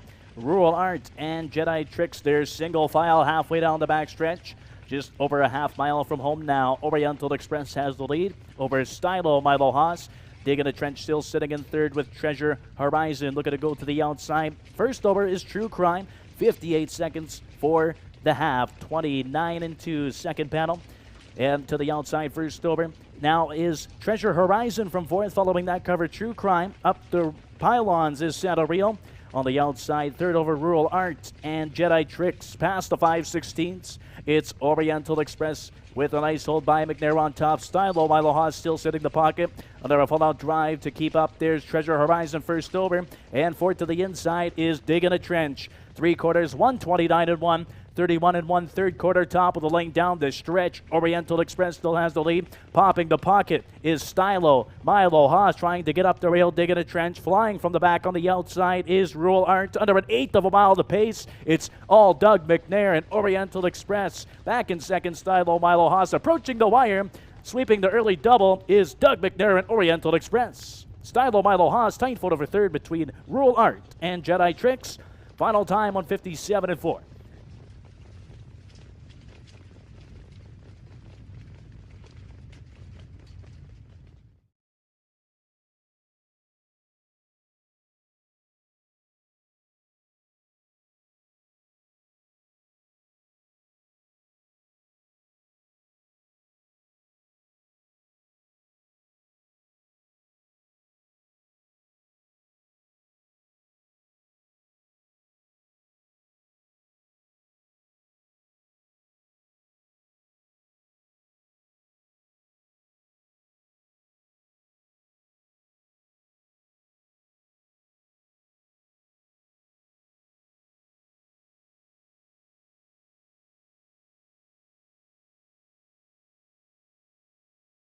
Unofficial winner number 1, Oriental Express. Second, number 6, Stylo, Milo Haas. There's a photo for 3rd between 7 Rural Art and 8 Jedi Tricks.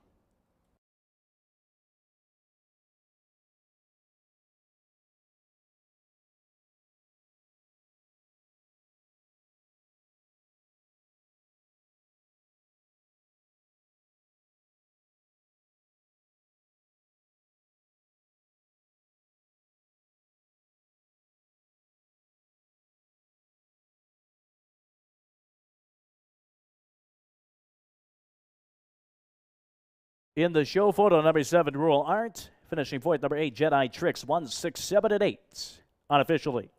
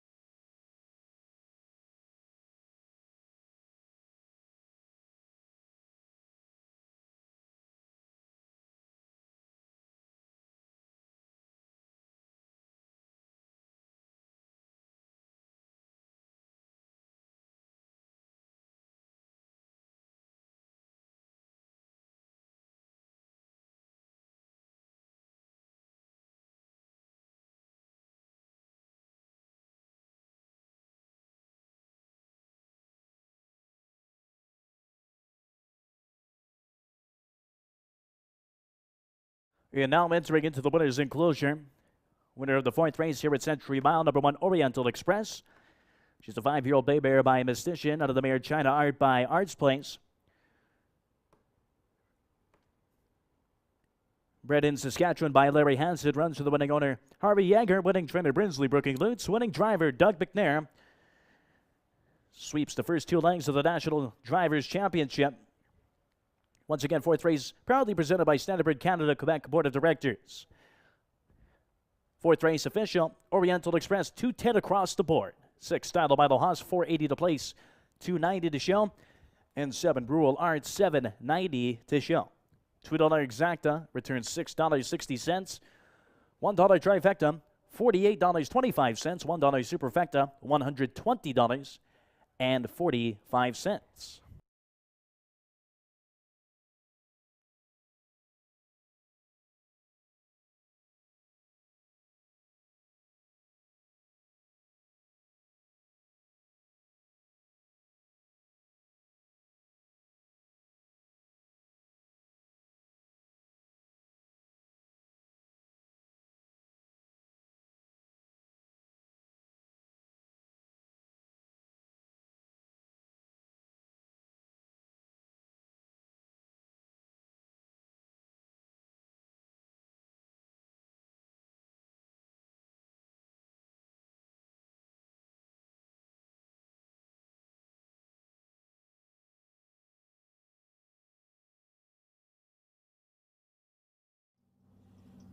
Ontario gets a daily double, same guy, Mr. Douglas McNair. Doug, congratulations here, Orient Express with a win. That's back-to-back winners, wire to wire for this one.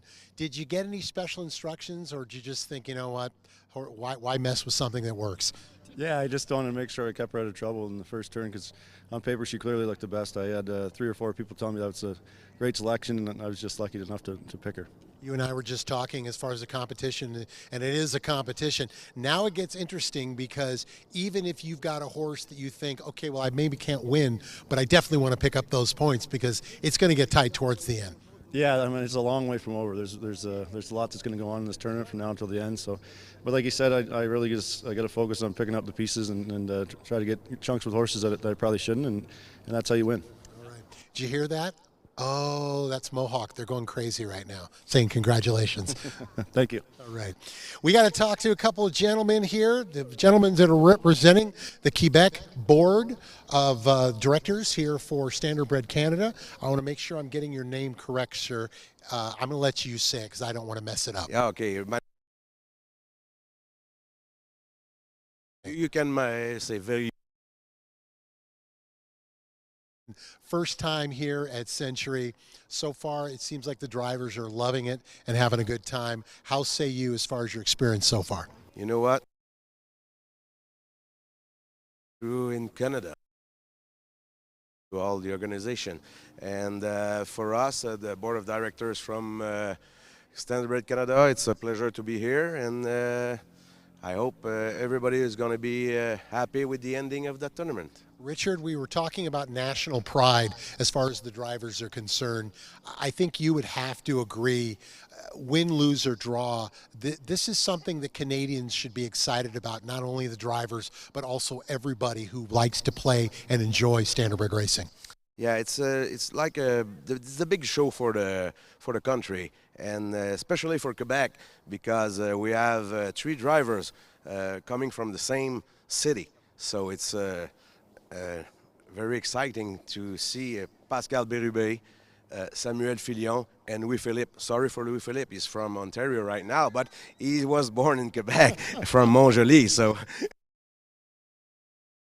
Merci beaucoup, and he smiled. So obviously he has not forgotten his roots. Richard, thank you so much. Congratulations to your contingency, and let's see if we can get the folks from PEI to show up with a couple of winners here. We'll go, but go Quebec. Go Quebec. You heard it from him. 2 down, 5 to go.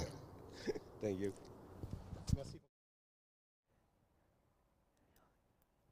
And now driver Doug McNair extending that lead on the scorecard. He's got 30 points, leads by 13 over second place. Gilles Berriot at 17 points. Pascal Berube sitting in third with 13 points. Fourth for Dave Kelly, he's got 9. Mike Hennessy sitting at 5th with 8 points. 2 drivers tied for 6th place, both with 6 points. Mark Campbell and Louis Philippois. Samuel Filion is in 8th position with 5 points. Still a long night to go here at Century Mile. 6 more legs to go.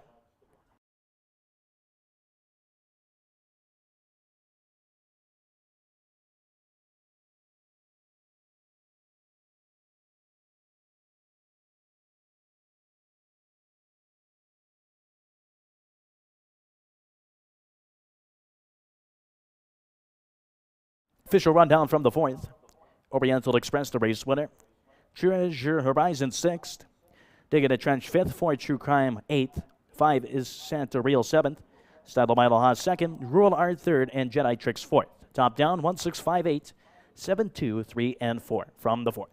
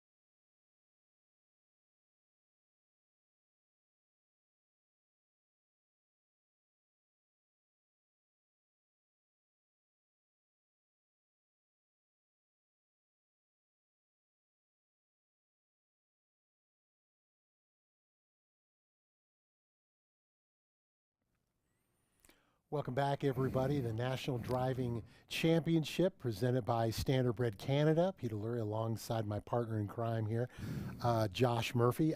All I can say, man, is so far, Ontario represent. Doug McNair, both races, the first one, he basically put them to sleep on the front end. This time, had to work a little harder, but again, when you've got the best horse in the race, it's kind of up to you not to get in trouble. Yeah, and I think, Doug had to feel pretty good there. That was kind of the most logical one, I think, in the whole challenge. And you wouldn't have really wanted to miss on an opportunity like that. He's 2 for 2 now, made that move, got away third, made that move to the lead on the backside, and had a lot left late. So there's a reason why Doug McNair is such a successful driver, and you saw it there. So we'll move on now, Peter, to the 5th race, 3rd leg of the NDC here. Pretty competitive race. I thought kind of the outside horses were the ones to focus on. I completely agree with you. We're seeing it very similar. Actually, the money right now is coming down on the 6-horse Blue Powder. Dave Kelly, not training this one. He's driving it, and he's driving for J.F. Gagne. So this horse hasn't been in the winner's circle since the early portion of the summer. But again, this is a horse who looks to be the real deal. Yeah, and I had a tough time with this race. I mean, I thought it was some version of 6, 7, or 8. I really like Tropical Dragon, the 7, but Dave actually had a choice in his draft. Both Blue Powder and Tropical Dragon were available. He opts to drive Blue Powder, which I thought was very interesting. Knowing Tropical Dragon can be a bit of a quirky horse to drive at times, I think, Dave really sees something in Blue Powder. I think he's going to drive him pretty aggressively. Only 2 for 36 on the year, but a lot of underneath pieces. And if Dave Kelly, can get something more out of Blue Powder, that could quite possibly be enough to win. Well, I'm a little surprised the horse on the outside, the 8, No Collusion for the Lance Ward Stables. Comes off 2 winners, has won 3 of the last 6 contests. And if you want to talk about a horse, maybe, the move up, that'll be the question mark. 12 for 31 this year in the winner's circle. You cannot argue. I'm arguing. I'm surprised the horse is 7 to 2. Yeah, I thought this would be your favorite, Peter. I mean, this horse won a lot of races at the track on 2 this summer. The mile track, obviously, which is a big thing to factor in here when you have limited form at Century Mile here, only being race day number 2 of the meet. So I think you have to factor that in. Mike Hennessy, could be able to get along with this horse pretty well. And I got to think, the post, he's going to, get him somewhere near the back and look to pick up some cover. You'd think would kind of be the ideal move here. But 7 to 2 does seem pretty cold on the board for a horse that really hasn't done a lot wrong. Gagne with 2 here in the race sends out the 3 Sure Gain, Pascal Berube. As we discussed earlier, this is another one. It's kind of feast or famine. They either get a significant piece or they're nowhere to be found. You were discussing some of them. 2 for 34 here. But I got to say, at least from an exotic standpoint, I got to put this horse in the running. If you believe in the Trackmaster speed indexes, this horse has got the 2nd best time last time out. Yeah, and he chased around some decent 3-year-old. Knockin' Boots and Matsumistation are both horses we'll see here Saturday in the Western Canada Pacing Derby of Limbs. So, chasing some of the better 3-year-olds we have here. Now, just gets into a straight non-5 overnight race. Is it, like you say, Peter, I don't have this horse on top, but I could easily see him sneaking in 2nd, 3rd, 4th to spice up one of your exotic tickets. Gilles Barreau sends out the 1, or I should say sends out, will be driving the 1, who's coming off a qualifier down at the Downs on August 15th. Again, at this time of year, not a lot of dates coming up, maybe not as crucial that they're racing every week, but off the qualifier, makes me a little nervous. Last parimutuel race was September 10th. Yeah, you're asking a lot here. Been off well over a month, just snuck inside the 45-day rule here. That's going to be, a lot to overcome here for a horse that was, racing in non-winners 2 to 3 last time. Now you're in against non-5. That's a big ask. One horse I did want to touch on here is the 7. This was a horse I actually did pick. It's Tropical Dragon. Dave Kelly trains. Mark Campbell will drive. This is a horse who has won 10 of his 13 races on a mile track. He struggles to get around the Century Downs surface. You can see that made a break in his last start, but you don't have to go all that far back to see some of that track on 2 form, beating the likes of Fanatical Maniac. He did beat Blue Powder there. I was kind of surprised Dave didn't drive this horse, but I think he'll be much, much better on this Century Mile track. And I was hoping for a bit of a price, 4 to 1. Maybe a little short for me, but I still think the upside is there. 8 minutes to pose for race 5. Campbell himself, another product of Prince Edward Island. This is his 3rd NDC appearance. and there's another calls Charlottetown Driving Park his home course. As far as the rest of the field is concerned, trying to get a little bit some prices here. I'm curious, what do you do with the 5 Gonna Funk You Up? You got to say that one slowly, otherwise you're going to get in trouble with the television department. Yeah, I think they're betting, Louis Philippe Waugh going to drive here. I think they're looking at that. They saw how he drove the first race, and I think both Ontario guys, especially with Doug's success for the first 2 races, are going to attract some money. Hard to get overly excited about the 2 for 39 or 5 for 140 lifetime, but this horse has the ability to sneak in and blow up some exotics. Kind of surprised to see 8-1 right now. That seems a touch short to me. Louis Philippe Waugh, he had the victory of the first race on the card, and now, of course, hoping to get a W on the competition. Horses are coming out on the track. The jackpot pick 5, as a reminder, comes up in race number 6. First things first, though, 7 minutes out to race number 5. Good luck.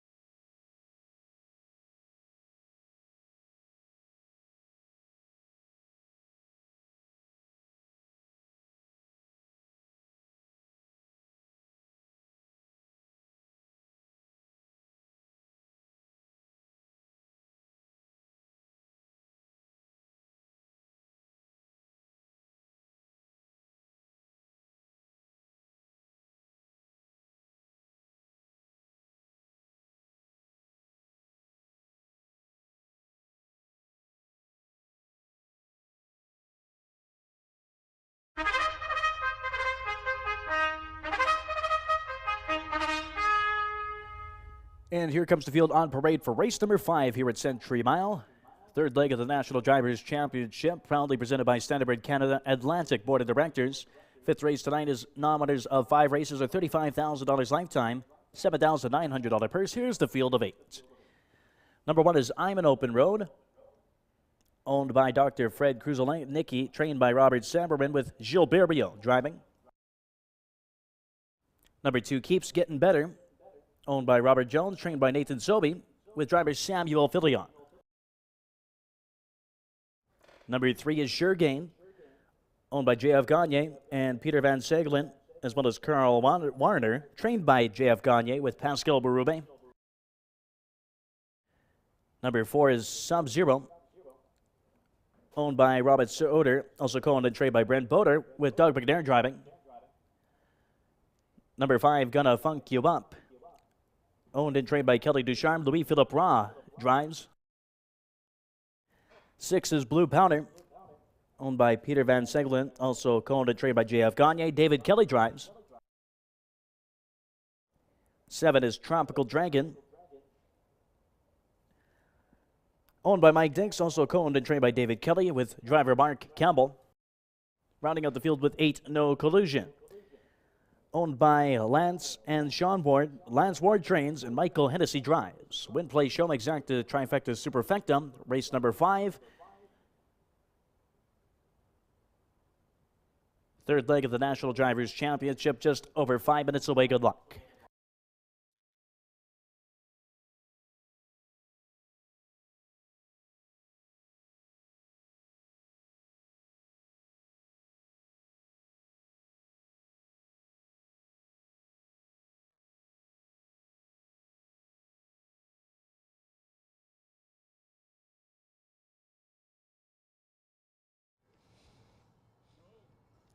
Hello, everybody. Welcome back trackside. I'm with the president and CEO of Standardbred Canada, Mr. Dan Gosser.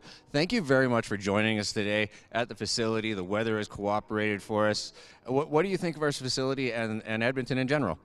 We have had a wonderful time here the last 2 days. We've had meetings. Our board of directors are with us tonight. I'll tell you that all they're talking about is how wonderful the facility is and the track conditions as well. And they're really, really impressed with the track. So congratulations to everybody at Century Mile. Thank you very much. Track crew up late last night, making sure we were in control and ready to go for today. So thank you very much to them. Also, this brings all of Canada back together. We've had Richard was out talking before the last race. So what does this mean for Canada as a whole, just to come together like this and be able to celebrate some of our best drivers? This is the first time in a long time, as you've mentioned, right? And the same thing with our O'Brien Awards. They've been had to virtually. So to get everybody here and the audience here and the fan and the drivers, really great shot in the arm for the sport. Something we've needed and something we've been waiting for. And we were really, really excited to come here to be all a part of it. So it's been awesome.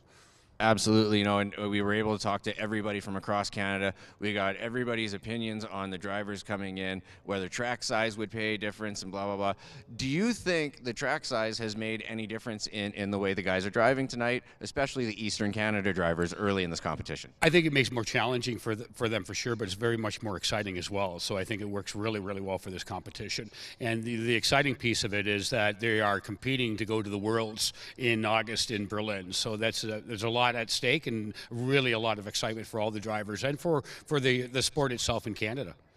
Absolutely, man. Thank you very much for joining me, Mr. Dangal. And you know what? I don't know if Doug has an insurmountable lead, but do you think anybody can catch him?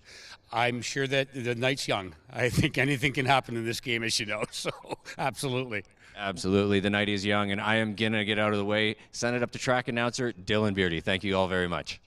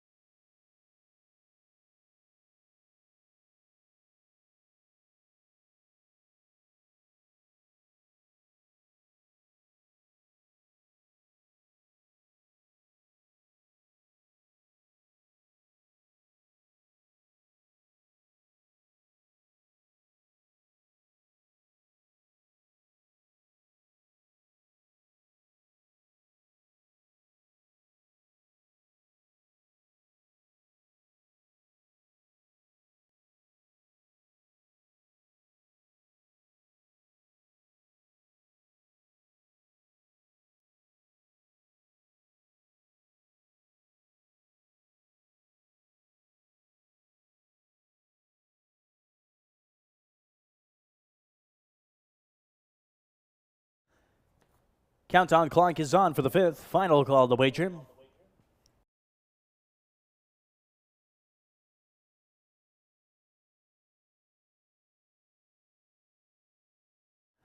And starter calls the Pacers for the fifth.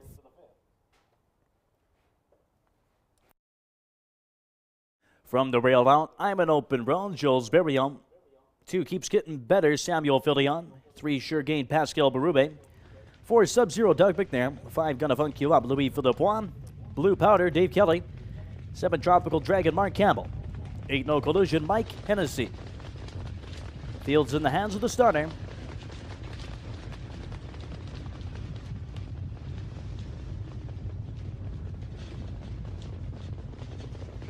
Gate picks up speed, and here they come. And they're off and pacing from in between horses, Sub-Zero. And to his inside, Sure Gain going out for the early lead with I'm an Open Road, who's trying to hold the pylons into the clubhouse turn. Gonna pocket up there. Keeps Getting Better is on the inside fourth. Another gap of 2.5 to Gonna Funk You Up. Blue Powder, Dave Kelly back in sixth. And the trailing duo, Tropical Dragon, No Collusion, gapped out field of 8. On to the back stretch now. And Sub-Zero clears the lead. Sure Gain is now pressing on the outside for Berube. Opening quarter 27-1. I'm an Open Road is back in third. Another gap of 3.5 to Keeps Getting Better, who's back in fourth. Another gap of 2 to Gonna Funk You Up. Blue Powder And the trailing duo remains Tropical Dragon and No Collusion. They're going fast on top here. Sub-Zero shrugs off the challenge from Suregated out, pockets up. I'm an Open Road is back in third now. Keeps getting better. And now right lining back from fifth is gonna funk you up. Following that cover is Blue Powder getting out of the back. No Collusion. And Tropical Dragon have put up 54-4, 27-3 second quarter. And it's Sub-Zero still with the lead. Sure Gain is still in the pocket. I'm an Open Road now. Comes to the outside for Barrio from third and first over. Keeps getting better, moves up the pylons fourth. Second over, and looking to go outside, gonna funk you up. 3 wide now for Kelly's Blue Powder, and coming from the back of the pack, No Collusion, Tropical Dragon. It's Sub-Zero, who's running on fumes here, top of the lane.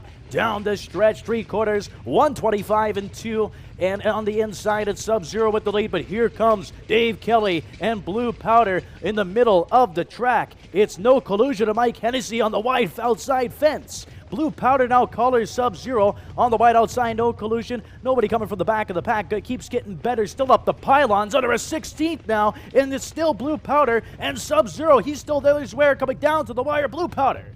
Over Sub-Zero, tied photo for third, keeps getting better, and Tropical Dragon, final time, 154-4.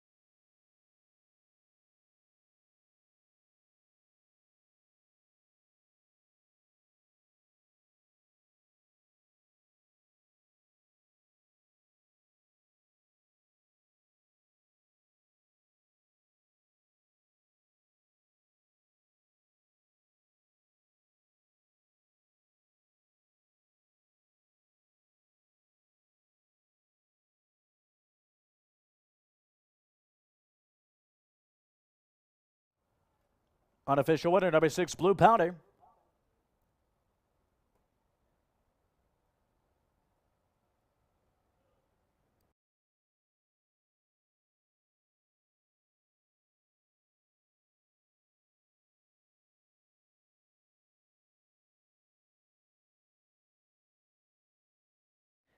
Finishing second, number 4, Sub-Zero, Tropical Dragon. Finishing third, there is a photo for fourth. Please hold on tickets.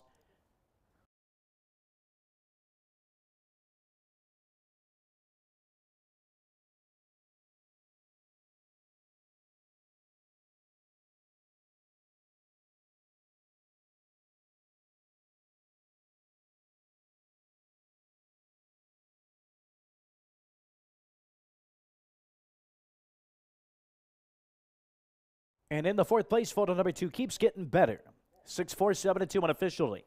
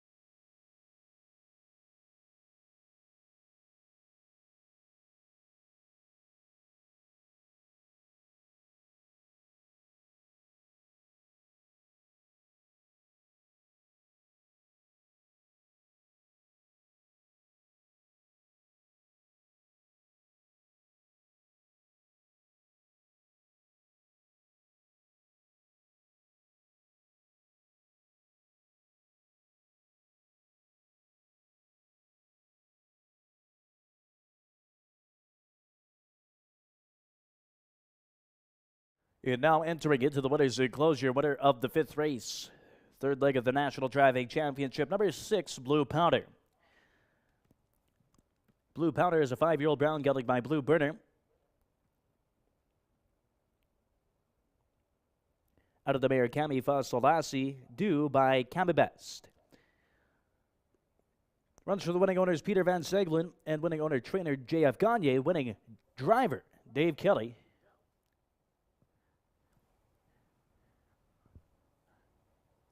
Fifth race now official. Blue Powder, $6.50 to win, $3.50 to place, $2.50 to show. 4 Sub-Zero, $8.60 to place, $4.30 to show. And 7 Tropical Dragon, finishing third, $5.10 to show. $2 daily double pays $6.80. $2 exacta, $39.50. $1 trifecta, $524.10. $1 superfecta, $2,408.85. Dollar pick 3 pays on 3 of 3, $4.85. Dollar early pick 4, $31 even.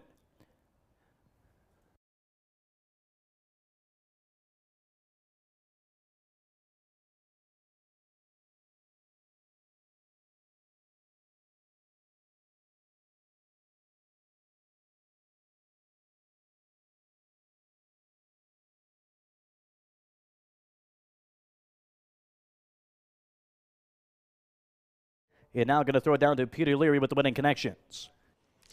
Thank you very much, Dylan. As we're looking at a little love for the West Coast, man. You know, they say West is the best, but that was a Jim Morrison song. Let's talk about this horse, Blue Powder. Is it safe to say, although you did not drive the horse recently, a lot of really tough double parked out trips. You finally got a clean one coming back up to the mile, and it seemed like it paid off. Yeah, he always seemed like he had so much ground to make up at Century Downs, and he'd be right there finishing every week. And I just kind of figured with the long stretch and the way he kicks home, my own little horse there, he raced super too to be third. And, you know, I just thought if he could kick home the way he has at Century and 2-3 wide, if he's not out that far, he can probably get there. Dave, you've become one of the top drivers, at least in my opinion, here in Alberta. But to play on a night like this against what is very simply put, the elite drivers in all of Canada, that has to be special for you. Yeah, it's a lot of fun. Like, these guys are super talented, and you know, you go out there and they're making speed with nothing, and like Doug got that horse to hang on a lot longer than I thought he was gonna after that half, and you know, it's just a lot of fun. Like, you're playing in the big leagues with the best athletes here, and you know, we get to see how we stack up. Okay, it's time to do a little trash talking. You got a win under your belt. What do you think through your drives the rest of the night? Do you think you got a shot? I've got horses that are in spots that I think can, you know, they could be part of the ticket, and if the trip works out, I think I can get there, and you know, we'll just have to see how it unfolds. I like a man who takes it very modestly. Inside he's going, please let me go. I want to go to Germany. Thank you so much for the time, man. Continued success tonight, and go get them for the folks here in Alberta. Awesome. Thanks, Peter. All right. We got more coming up, folks. Don't go away. And now looking at the scorecard for the National Driving Championship, race number 5, leg number 3 finished. Doug McNair still leads with 40 points. Now moving into second, Dave Kelly with 24. Sitting in third spot, Gilles Berriot. Fourth, Pascal Berube with 15 points. Fifth, Mark Campbell, 13 points. Mike Hennessy sitting at 12 points, sitting in sixth place. 10 points for Samuel Filion. Louis Philippois is the early trailer with 9 points and in 8th place.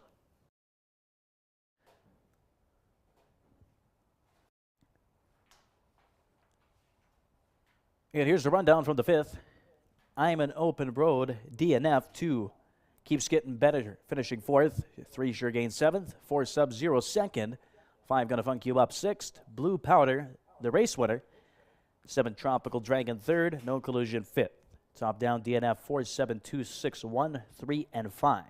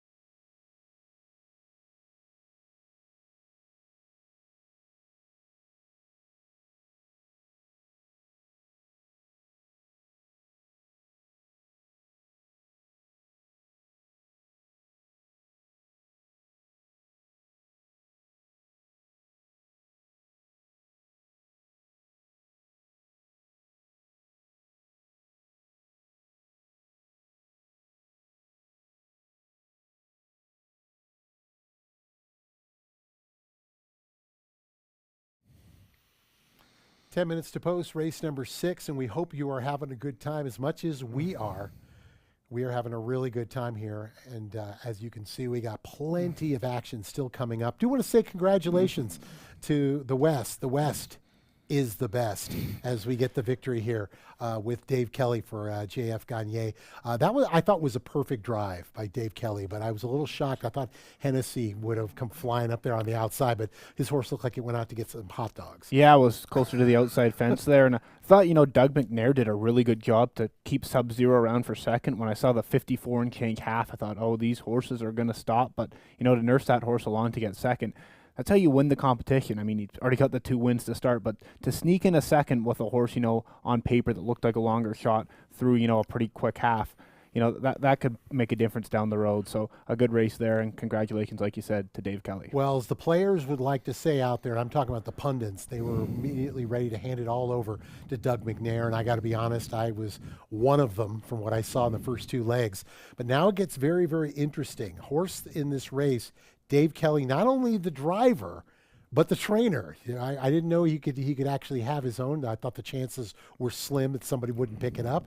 But I think Bohannon has a huge shot to make this a very interesting competition. Yeah, and I'm kind of surprised at the odds board right now, Peter. I thought the 2 Light My Shadow would take a lot of money off the drop to the condition claiming ranks last time, won pretty darn comfortably there. But Bohannon, I thought, was kind of the logical alternative, as we see him there on screen with Dave Kelly. He hasn't been seen in over a month, last seen in that super final consolation at Century Downs, but he has had some success at the track on 2 this horse before. And, he's shown some talent. I don't know if he's quite at his best in some of those condition claiming races, because he held his own in some of the straight conditions, those 3 to 4 handicaps. I think he's better than what he's shown recently. With a bit of time, if he's ready to rock and roll, I think he's more than capable of fitting in at this non-3 condition claiming level. He's in a situation, and this is just my opinion, where is he a front-running horse? No. Is he a horse that should be very, very close? Yes. And I think what makes it, if he is ready to roll, as you were putting it, this is a horse that can come home in 28. Not everybody in this field can do that. And we've seen in the races where somebody has a good kick, if they're close at the head of the lane, that's a huge weapon. Yeah, and I think Dave Kelly drives very well here at Century Mile. I saw him give a drive last week on a horse, Katie Lou, where he is patient. He can come home well, and, it looked like he had a lot of work to do, but he got a racetrack and took advantage of the stretch. And, if your horse can come home, like you say, in 28 and change, when you go through this field, there's a handful of ones that, struggle to break 30. So that can definitely be an advantage, hence why Bohannon's 4-1. What's interesting right now is we're looking at 7 minutes to post for the 6th race, our 4th leg, actually, of the competition. The board is telling you right now it's anybody's race. Slight edge right now to the 2 Light My Shadow. Pascal Berube driving here from the PEI for Nate Sobey. You and I have sung the praises of Nate Sobey as a trainer. This horse, I think, makes a lot of sense in this race. Yeah, that's who I thought had as my top pick. I mean, dropped in for a tag last time, looked very good on the front end, nice mile in 57. The Sobey barn trains at a high percentage, and you can see why. Right back in here for the price. Got to think, this horse going to be forwardly placed there as we see Nathan walking out of the paddock. Light My Shadow, yeah, I mean, I think he comes down from this 3-1 because this odds board, I think this race is competitive, don't get me wrong, but I think Light My Shadow's deserving of a price less than 3-1. Just running out the group, Promising Flight as they are coming out on the track. This horse has had a difficult trip last time out, but drawing the rails, something tells me Louis Philippe Roy is going to say enough. I want in on the competition. Horses coming out on the track, race number 6. Good luck.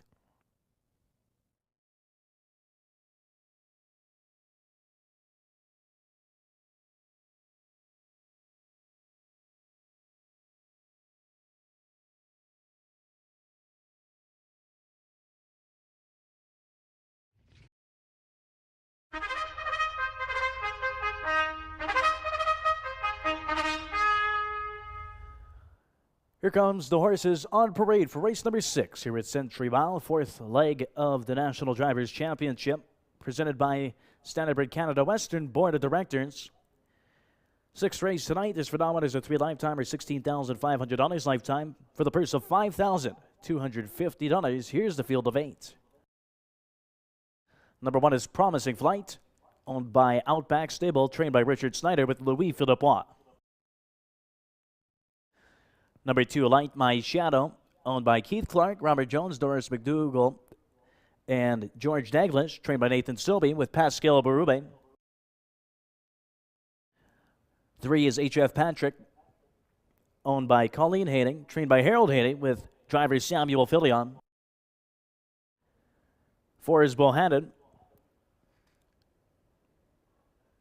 owned by Richard McPhee, Randy Smith, also co-owned, trained, and driven by David Kelly. Number 5 is Silver Sea, owned by Gilles Boubier, Heather Humber, and Janice Fox. Marie Brooking trains, Gilles Burial drives. Number 6, Sia When I See Ya, owned by Alan Roth, also co-owned and trained by Rodney Hennessy with driver Doug McNair. 7, I'm a Magic Man, owned by Richard Snyder, also trained by Richard Snyder with Michael Hennessy driving. Rounding out the field with 8, YV Colonel Taylor, owned by Christopher Lambie, trained by Rodney Snarkowski with driver Mark Campbell in the sulky. Win Play Show, Exacta Trifecta Superfecta. Jackpot Pick 5 begins right here in race number 6. $185.68 carryover begins right now here, race number 6. That is just under 5 minutes from now. Good luck.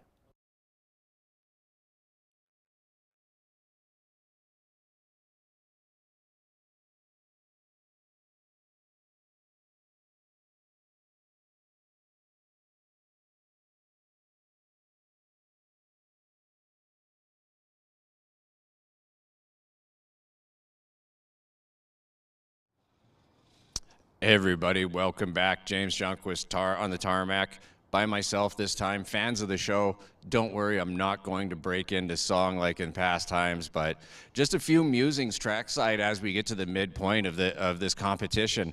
Watching the last race, Doug McNair, sub-zero, being able to carry that home that long, that was like an amazing ability. That was something I was not personally expecting to see. So something absolutely to keep an eye on going throughout this tournament is the fact that he did keep a horse alive that some of our top drivers hadn't in the past. So, I mean, just an inherent ability to make a horse go fast is definitely something that people shouldn't have to know about Doug McNair. They should already know. One of the other questions I kind of had is a lot of these guys, a very busy schedule. Last night, up late, up early again, and out today, as Gentry was talking about early. Not a lot of time to rest. So later in this tournament, will fatigue start to play into factor with some of our drivers? It was something I kind of thought about a little bit earlier. So a couple things for maybe you guys to think about. Seems like Dave Kelly's having a good night. As well as Doug McNair, hot hands. Will somebody else start to pick it up? Nobody's quite out of this competition yet, so everybody keep a good eye on it. Thank you, everybody, for joining us tonight. It's been a great time. I'm James Junquist from Trackside.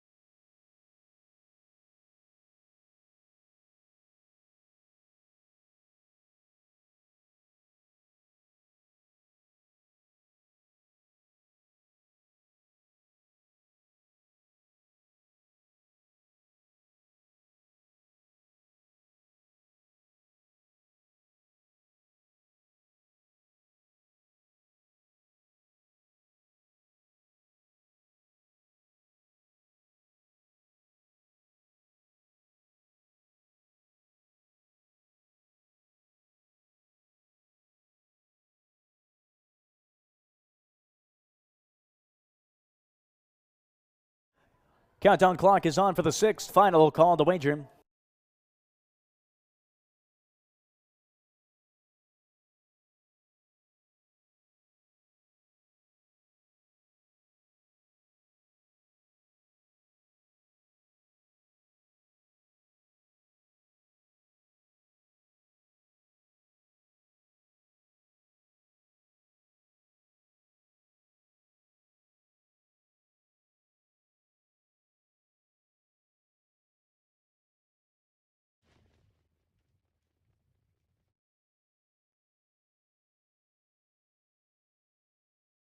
Starter calls the Pacers for the 6th.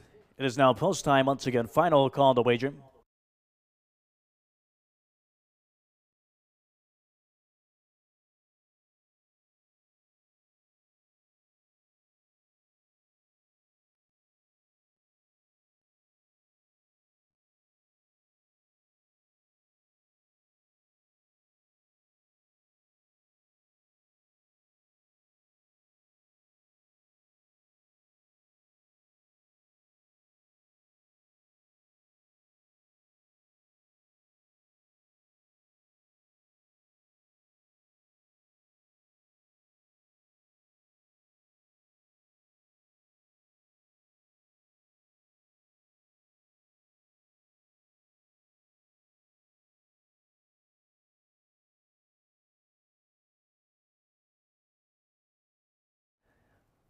Once again, starter calls the Pacers for the 6th. From the rail on, Promising Flight, Louis-Philippe Juan. Light My Shadow, Pascal Berube. HF Patrick, Samuel Filion. Bohannon, Dave Kelly. Silver Sea, Gilles Berriot. 6 When I See a Doug McNair. I'm a Magic Man, Michael Hennessy. And 8 YV Colonel Taylor, Mark Campbell. Field is in the hands of the starter.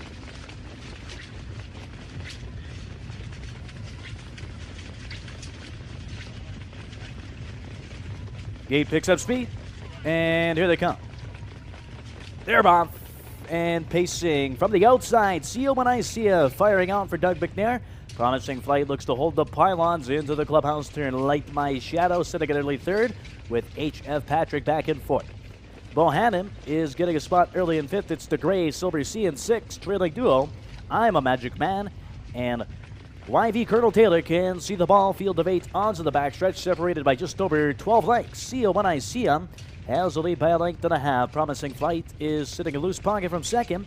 At a gap of 2 lengths to 1-1 favorite. That's Light My Shadow. Opening quarter, 28 seconds. Now popping the deuce is Promising Flight for Louis-Philippe Juan. And See You When I See Him will now take a spot back to second. Light My Shadows in third. HF Patrick sitting at early fourth. Now right lining from fifth is Bohannon for Dave Kelly. Following that covers Silver Sea. And the trailing duos, I'm a Magic Man and YV Colonel Taylor.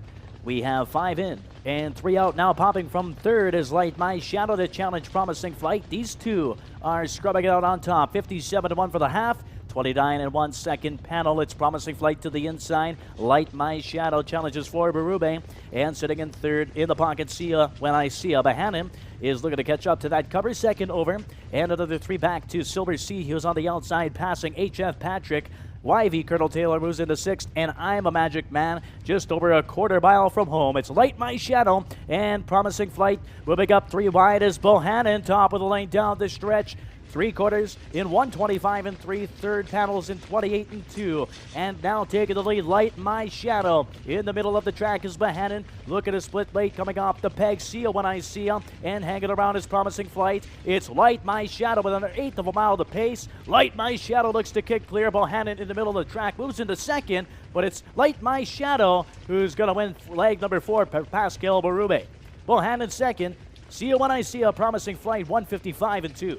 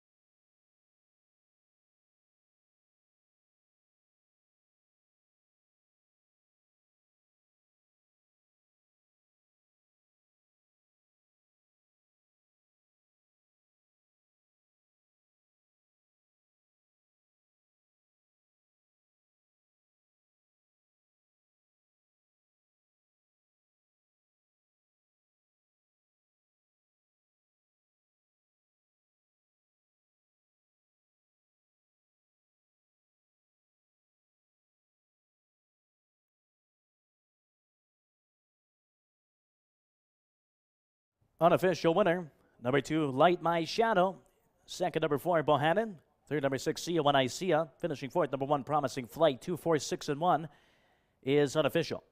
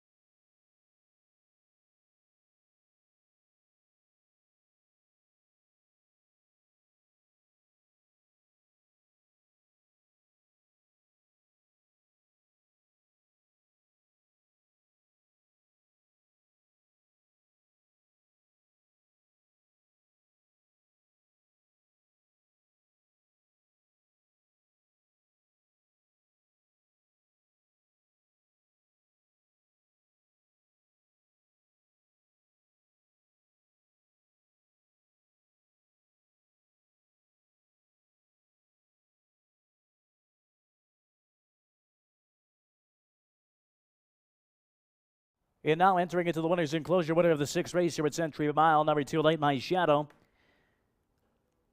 He's a 3-year-old brown colt by Shadow Play out of the mare Carlota Blue Chip by American Ideal. Bred by A Piece of the Action LLC of California. Runs for the winning owners Keith Clark, Robert Jones, Doris McDougall, and George Daglish. Winning trainer Nathan Sobey. Winning driver Pascal Berube. In a new lifetime best, 155 and 2.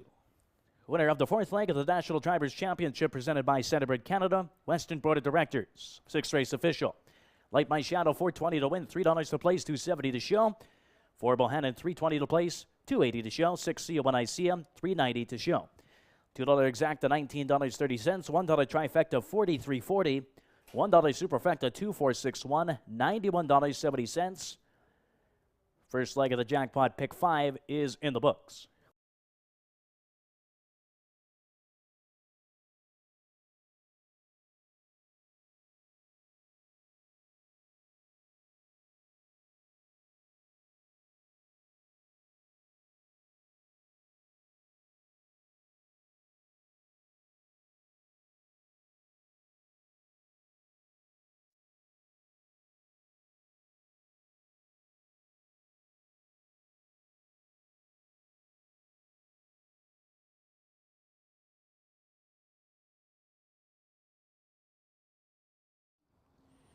Quebec is on the board officially.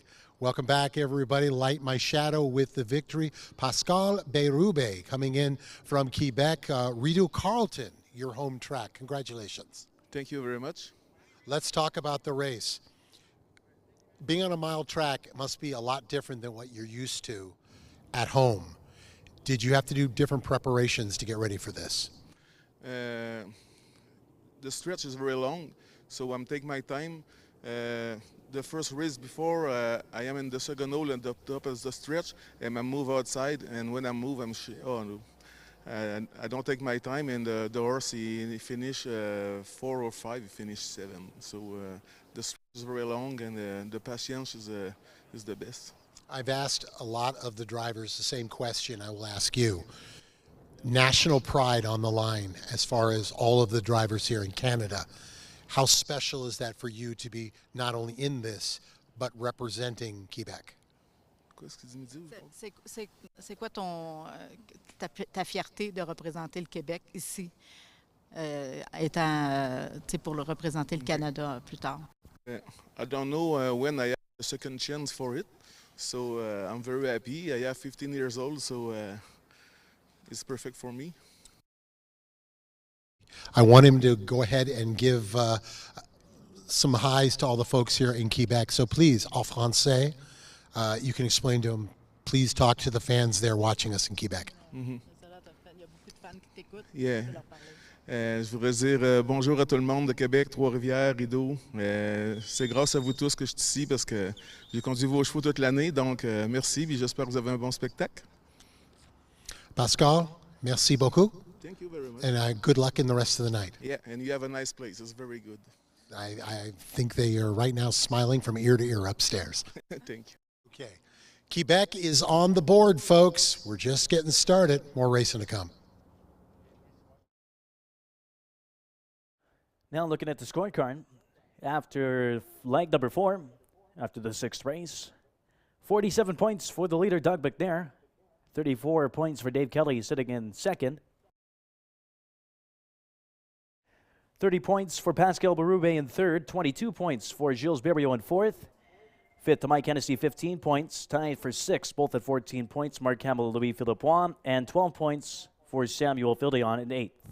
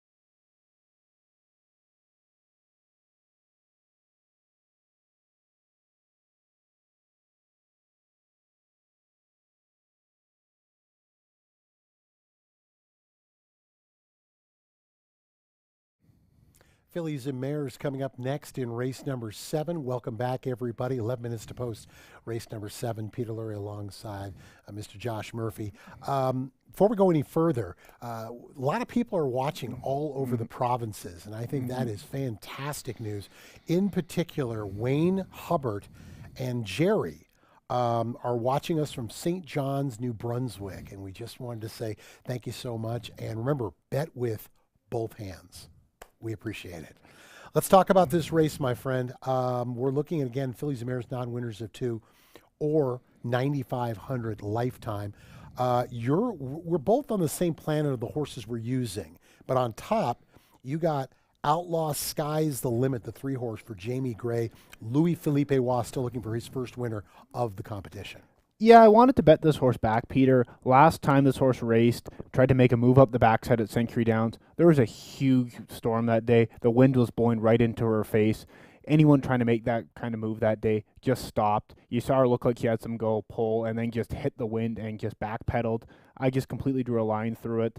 And the bulk of her form has been in the straight conditions. You look 3 back, she's beaten a nose as a huge favorite at this level. I think, she's going to be pretty tough now that she's back, or I shouldn't say back, but in the condition claiming ranks. Most of her form, like I was touching on, is against better horses. I draw a line through her last start, and she really makes some sense to me in here. And I think her form's a bit dirtied up, I'd say, for a horse that when she had prior form coming in with kind of no legit excuses, was like 3 to 5. And I think she does kind of stand out in here to me. Money has been spread out here to kick off the late pick 4. Remember, a late pick 4 here for races 7, 8, 9, and 10. You and I are seeing it pretty much the same way.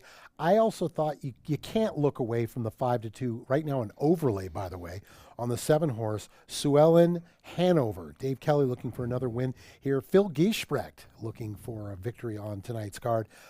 This horse, if you go off what we saw last time out at the mile, they did not have a time for the final quarter, but they went a very respectable 57-1. For this level of horses, that might be good enough to get the money tonight. Yeah, and the big thing with Suellen Hanover, she's been racing in the straight non-2s, 2 to 3 handicaps. Shows up in here for a price tag, and a lot of times, we'll see the drop and pop, as our track announcer down south, Murray Slough, calls it, when this move happens. And that's what the Giesbrecht barn is trying with here. And for Dave Kelly, he's got the win now. This would really put him, Doug McNair's in a good spot. But if Dave could get a second win here, that would really, put the pressure on Doug. What about Nate Sobey here? He had just won the last race, the trainer. Of course, he is also the owner of the 2 Introduce Yourself. Comes off the win last time out in a $9,000 claimer here. Another positive, even though the numbers were not huge, as most of them aren't in this race, as far as the speed indexes are concerned. This horse did it at the mile. Yeah, and I think you have to respect anything the Nathan Sobey barn sends out. He trains and drives at a high percentage, so kind of anytime he's out there with obviously not driving today, but training, his horses are always ready to rock and roll. This horse fits. He does a B-track win, so he gets a win knocked off. Is Alberta Fold, so, has a bit more experience in some of these fields in the winning department. So that's encouraging. Made up a lot of ground last time. And I know, Peter, we're both fans of the fact he did it over this track. Absolutely. I always feel that puts us in significant advantage over many other horses. The driver right now you're seeing, that is Gilles Barrio from Prince Edward Island. This is his 4th appearance in the NDC. He also calls Charlottetown Driving Park his home course. Looks to be in an interesting spot, but again, so far, prior to last race, the guys coming in off the 5/8 and the half-mile tracks, not as much success here, but we saw an adjustment can be made, as it was said by way of a translator, for Pascal. Yeah, and I think these guys are still feeling it out. I mean, they've only had a handful of races, as much as it's only an 8-race competition, but some of them got to drive 1 or 2 before, but that's it. So, by race, 3, 4, 5, you're still feeling it out, getting a feel for the track, how it's playing, and then let alone just getting used to the mile. So there's a lot going on here, and I think as we get later on in the card here, obviously pick 4 time, guys are starting to get comfortable, getting into their rhythm, and that's going to make the racing even better, Peter. Yeah, as Pascal Barube said in the previous race, he basically, I'm paraphrasing, said, after the first couple of races, I had to make some adjustments in the way I was doing it, and now it seems to work out. So we'll find out if any of the other drivers can now find that key. The horses are coming out on the track. This is the kickoff of the late pick 4. Good luck.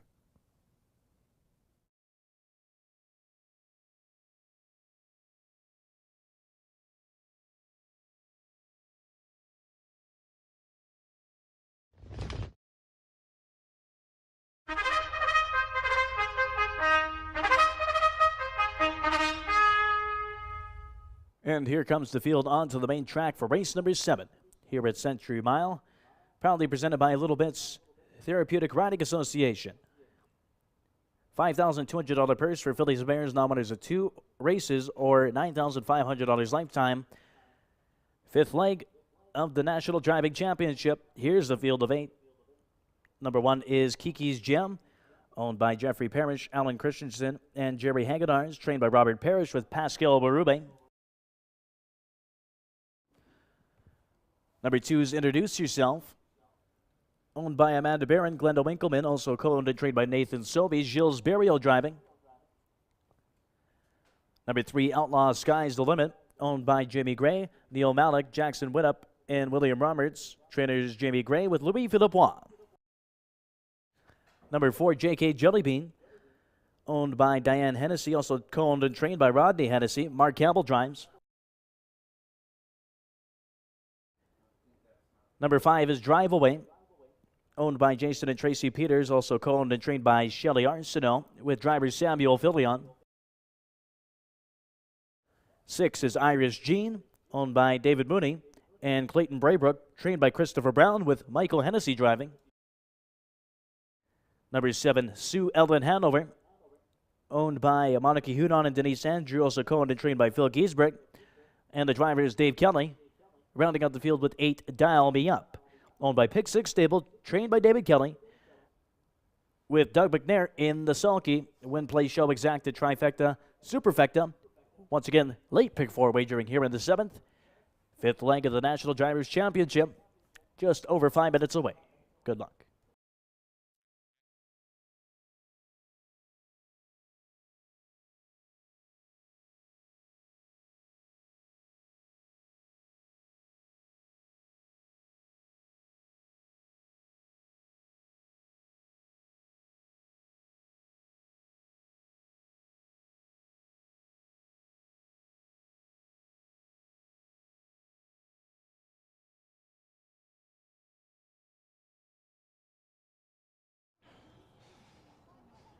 Hey everybody, James Junquist. I'm back trackside, and I've got another friend with me finally. This is Randy Smith. He's the chair of the ASHA Owners Committee. Randy, thanks for joining us. How are the celebrations going upstairs?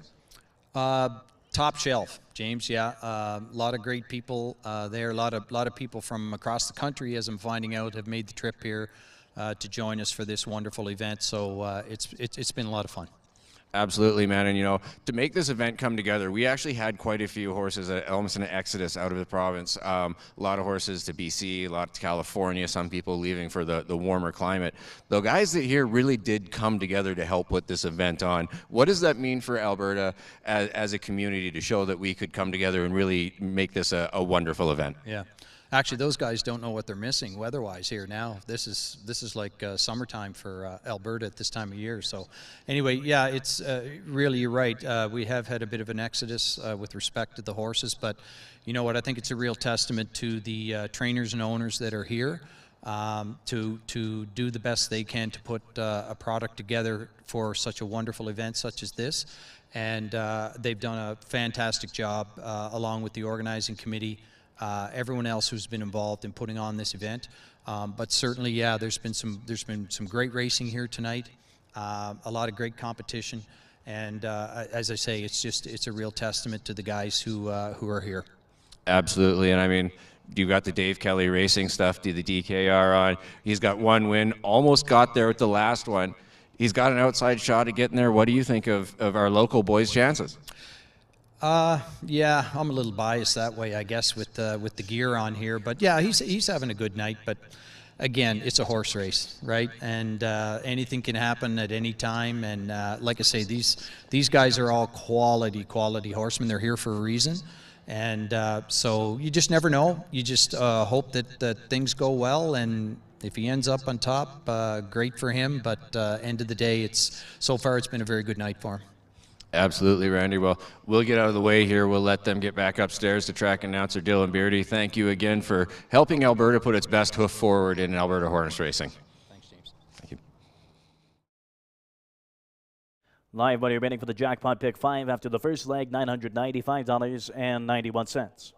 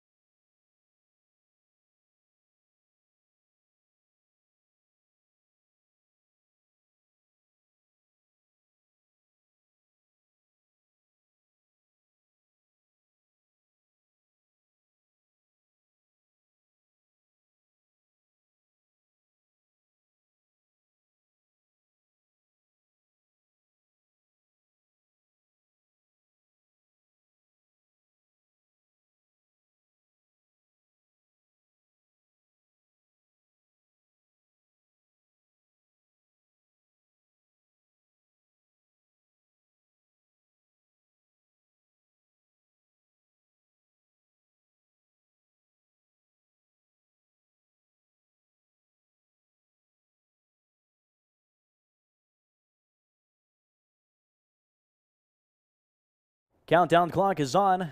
Final call to wager on the 7th.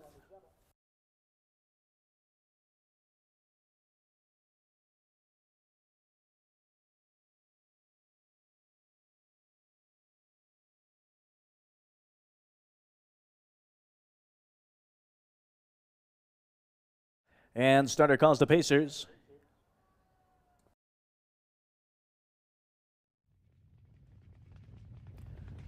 From the rail out, Kiki's Gem, Pascal Barume.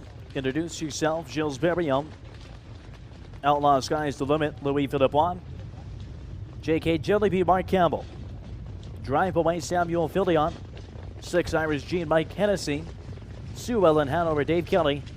And 8 down beyond, Doug McNair. Fields in the hands of the starter. And the gate picks up speed. Here they come.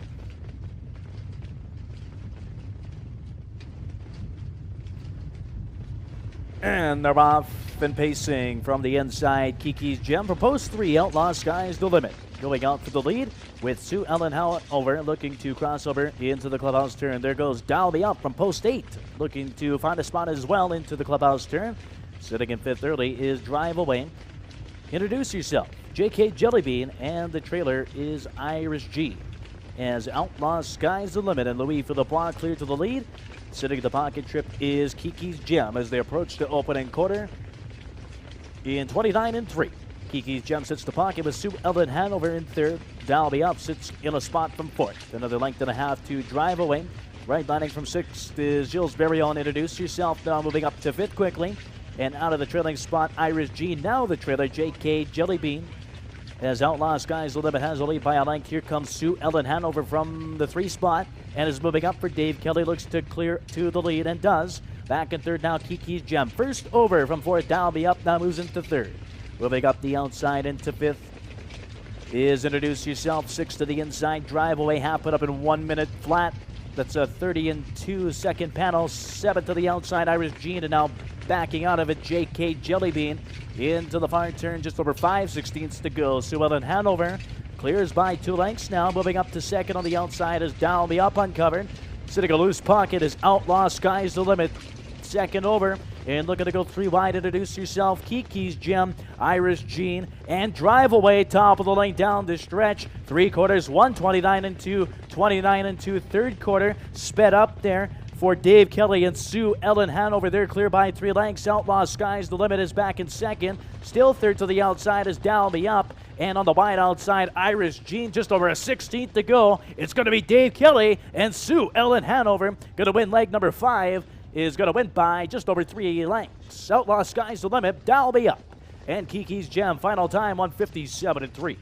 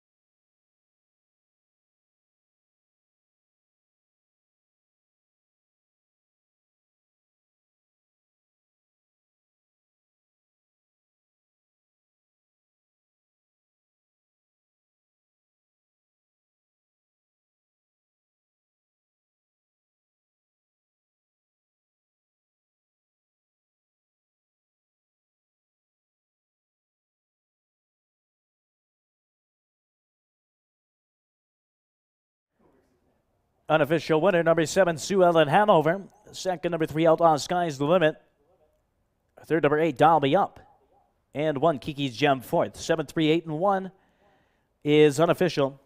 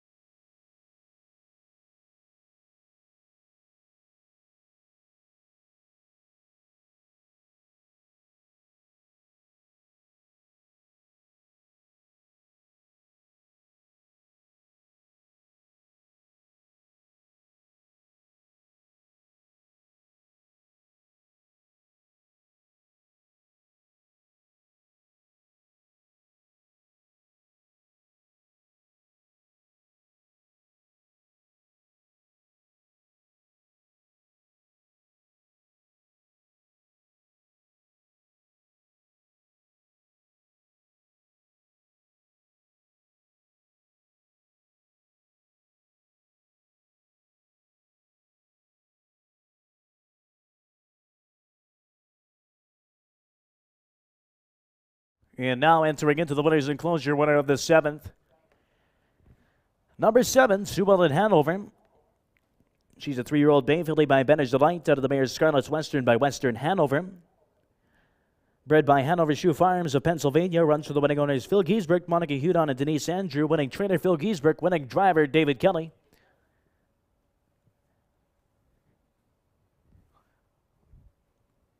Get a new lifetime best, 157.3.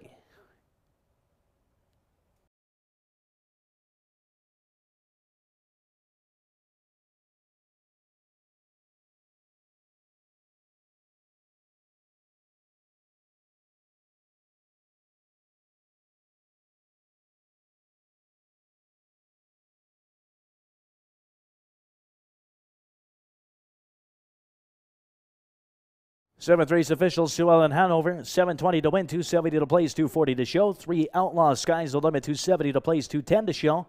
8 Dial Me Up, 320 to show. $2 exacta returns $20.80. Dollar trifecta, $96.25. $1 superfecta, 7381, $405.65.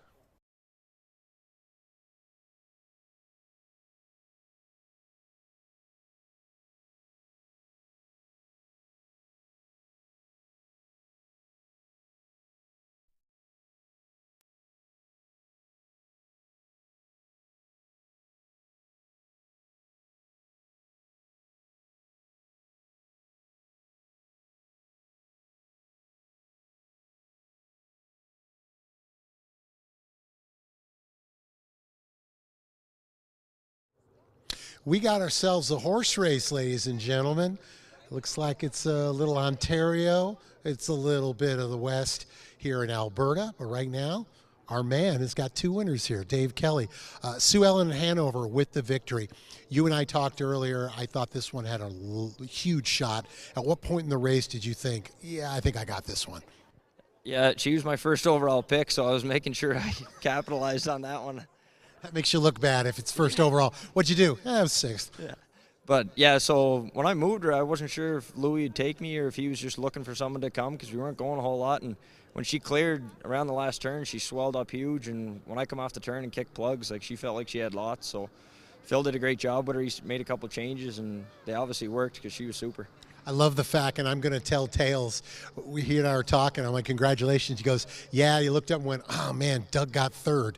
You guys, it's a big competition right now, and every point is going to count. For sure. Every race you're in, whether it's you're battling for 3rd or 4th, you know, those 2 or 3 points and the difference might make the difference at the end. So you gotta make sure you get there. All right, my friend. Represent Alberta like it means your life, and it probably does. Have a great night, and hopefully you can bring it home. Awesome. Thank you, buddy. Hey, where is Kent? Kent, can you get over here, Kent? Kent Verlick.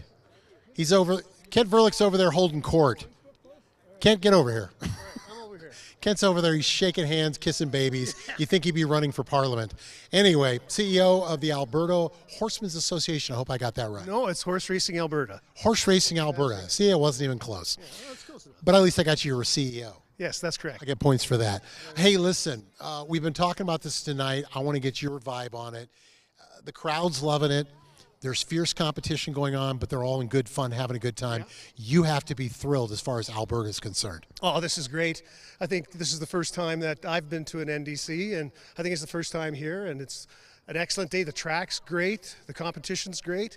It looks like we got a horse race going here between 2 of them, so it's been a really great day, and we're happy that everybody's here and watching the races, and we're cheering for our own guy, but yeah. Anyways, and we got the crew from Standardbred Canada here, their board here, so it was a good opportunity to meet with them, and it's just good to see the support that we're getting for our Standardbred industry today. Well, in the situation, I'm glad you asked, and then I'm going to let you go because I can see you're freezing. Yeah. I did that earlier. Big mistake. As far as racing in Alberta, very important. It's been up, it's been down over the last 10, 15 years.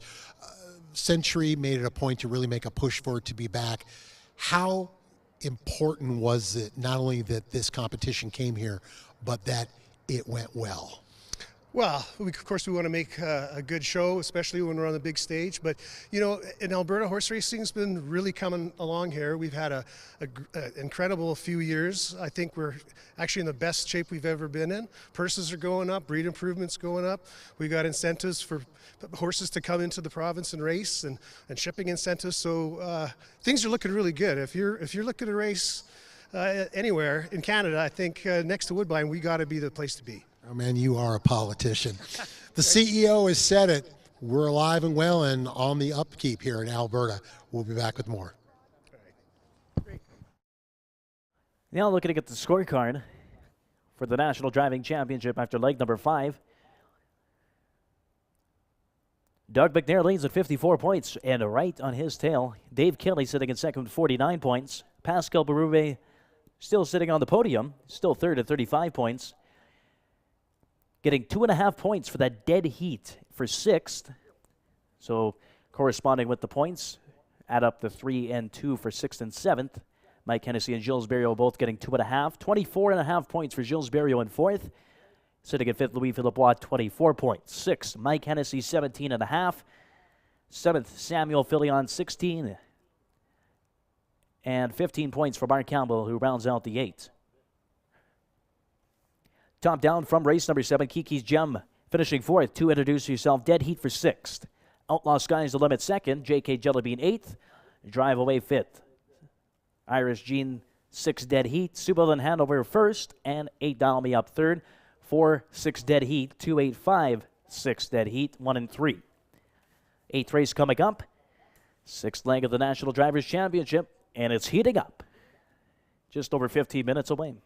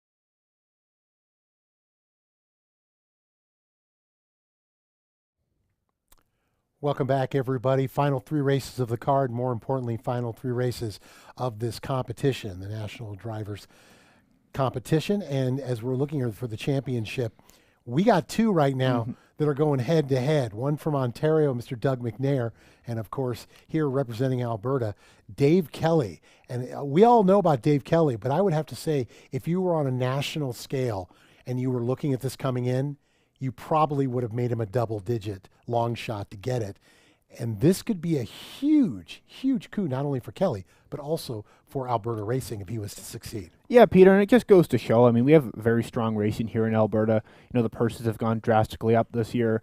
You'll see plenty of our horses make their way to Woodbine Mohawk Park. One codenamed Cigar Box has been racing there in the kind of the preferreds and really holding his own, and just kind of a test of the quality that we do have here. And I think Dave's showing that out on the track tonight, that, you know, the horses and participants here, you know, can compete at a high level. I'm just going to say it right now. I think he can win one more race. Whether it is the 8-horse Firm Ringo in front of us remains to be seen.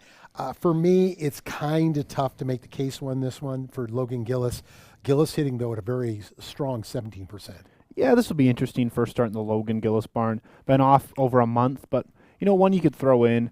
The horse I thought made some sense, Peter, was a 2 Tajmania. Louis Philippe Roy going to be driving for JF Gagne. JF looking for a double on the card. We saw Dave Kelly team up with him for Blue Powder.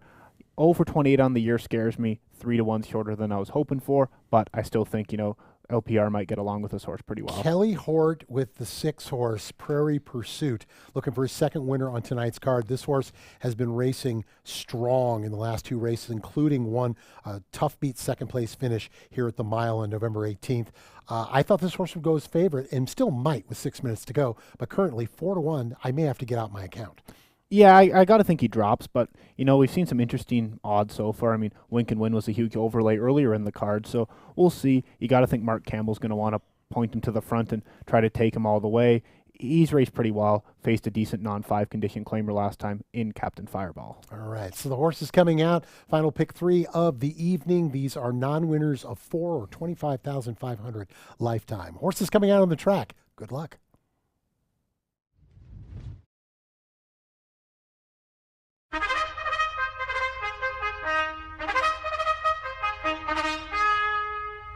And here comes the field on parade for race number 8 here at Century Mile.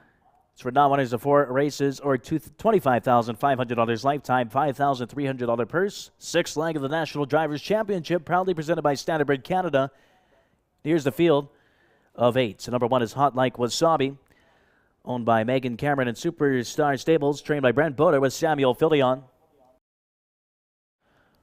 Number 2, Taj Mania, owned by Samuel Johnson, trained by JF Gagne with Louis Philippe Roy. 3 is PT's Magic Mark, owned and trained by Lloyd Ducharme with Gilles Berriot. 4 is Teddy Hanover, owned and trained by Brent Boder with Michael Hennessy driving. Number 5, Tough is Buff, owned by Alice Gilbert, trained by Jamie Gray with Pascal Berube. 6, Prairie Pursuit, owned by Dr. Larry Hansen and Jim Wilson, also co-owned and trained by Kelly Hort with Mark Campbell driving. 7 is Litazor, owned by Jamie Gray and Jackson Woodup. Jamie Gray trains, Doug McNair drives. Rounding out the field with 8, Firm Ringo, owned by Harness the Energy Incorporated, trained by Logan Gillis. And the driver is Dave Kelly. When plays Show Exacta Trifecta Superfecta. Once again, late pick 3, wagering here in the 8th. Once again, proudly presented by Standardbred Canada.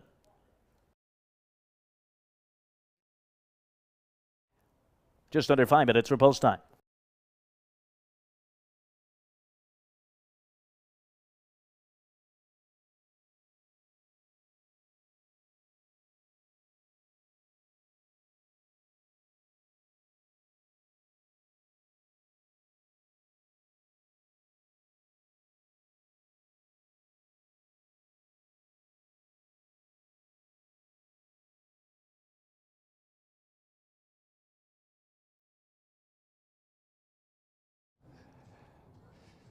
Hey everybody, I'm back trackside with the head of the Gilles Berriot fan club, Rosa. What brings all you guys out here? Is it maybe Gilles Berriot? Well, I guess there's no other reason. So Other than long trip. Absolutely. You guys made a very, very long trip. Somebody was mentioning that a lot of the trip started around 4:30 in the morning to come out this way. How have you guys enjoyed your trip out this way? Oh, great. You know, like it's amazing how the good reception that we have here in Edmonton. And we want to thank the folks, you know, like how well it's going. So from all of us, we want to say a big thank you. Well, thank you guys for joining us. It's awesome that everybody from across Canada has come together for this event. Are you guys patiently waiting for Gilles to make his first appearance in the winner's circle tonight? Of course. Maybe the next one. Absolutely. Who do you guys think his best chance is left? Do you guys have anybody that you're waiting to watch him drive? This one? This is the one? Well, I'll tell you what. You guys just go ahead and wait over by the winner's circle there for this next race. Then maybe grab a jacket quick.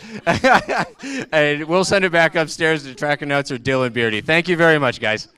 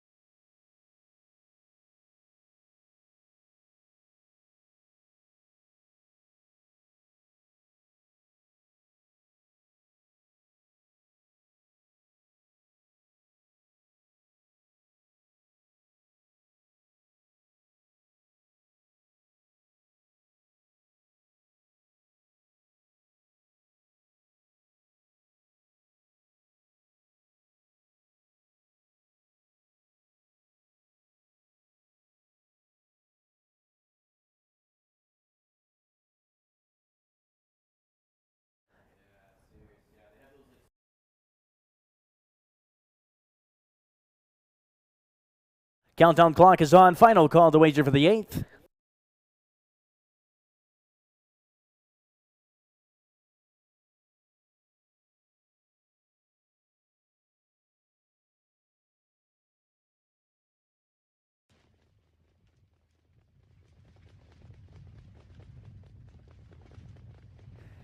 And starter calls the Pacers. From the rail out. Hot Like Wasabi, Samuel Filion. Taj Mania, Louis-Philippe Roy. PT's Magic Mars, Gilles Barillon. Teddy Hanover, Mike Hennessy. Toughest Buff, Pascal Berube. Prairie Pursuit, Mark Campbell. Litazor, Doug McNair. And 8 from Ringo, David Kelly.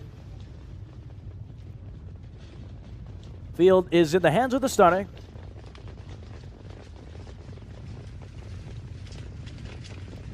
Gate picks up speed. And here they come. And they're off and pacing. There goes PT's Magic Mark pushing out the gate from the outside. Toughest Buff. Even wider out Prairie Pursuit and Litazor. They're all across the track into the clubhouse turn. Back in 5th is Taj Mania. Hot Like Wasabi. Trailing duo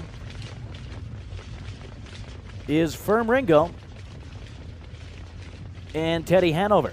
As we have a scrum on top, it's Prairie Pursuit from the outside, now taking the lead over PT's Magic Mark and clears into the opening quarter. They're 2 lengths clear of Tough as Buff, 27-4 for the opening quarter. Back and forth is Litazor, and sitting at early 5th is Taj Mania. 6th to Hot Like Wasabi, Teddy Hanover, and Firm Ringo can see the ball. As they sort themselves out down the backstretch, it's on the inside. Now taking the lead back, PT's Magic Mark over Prairie Pursuit. First over for Doug McNair is Litazor. Third to the inside is Tough as Buff. Second over moving into 4th is Taj Media. 6th to the inside, Hot Like Wasabi. Third over now, Teddy Hanover. And Firm Ringo looks to get on the back of the pack. Half put up, 58 seconds flat. That's a 30-1 second quarter. Slowed down there by PT's Magic Mark. Now challenged by Litazor, who's half a length off the lead. Gap in the pocket a little bit is Prairie Pursuit on the inside. Taj Media second over. Looks from a good spot there in 4th. 5th up the inside, Tough as Buff under a full-out drive to keep up there on the outside is Teddy Hanover. Firm Ringo and Hot Like Wasabi, top of the lane down the stretch. 3 quarters, 127-1, 29-1 third panel. And PT's Magic Mark now collared by Litazor, but here comes Taj Mania in the wee for the bois. Down for the drive. Moving into 4th is Teddy Hanover. It's down to 2. Litazor and Taj Mania with just over a 16th. Litazor now clears to the lead over Taj Mania back in 3rd. PT's Magic Mark. Hat trick winner for Litazor. Taj Mania, PT's Magic Mark, tight photo for 4th. Teddy Hanover and Tough as Buff. Final time 1:55.3.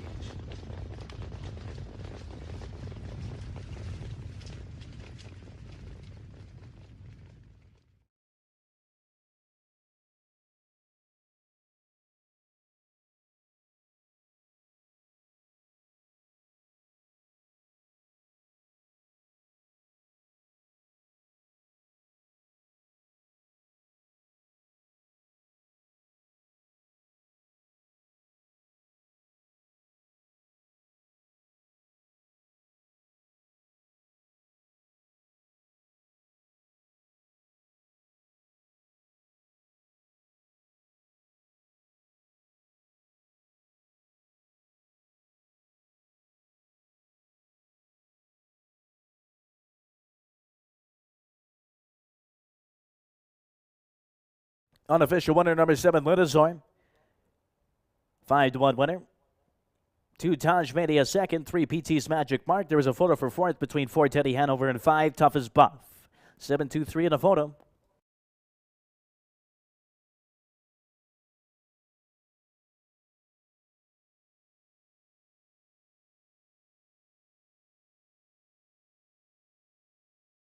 In the 4th place photo, number 4 Teddy Hanover. 7-2-3 and 4.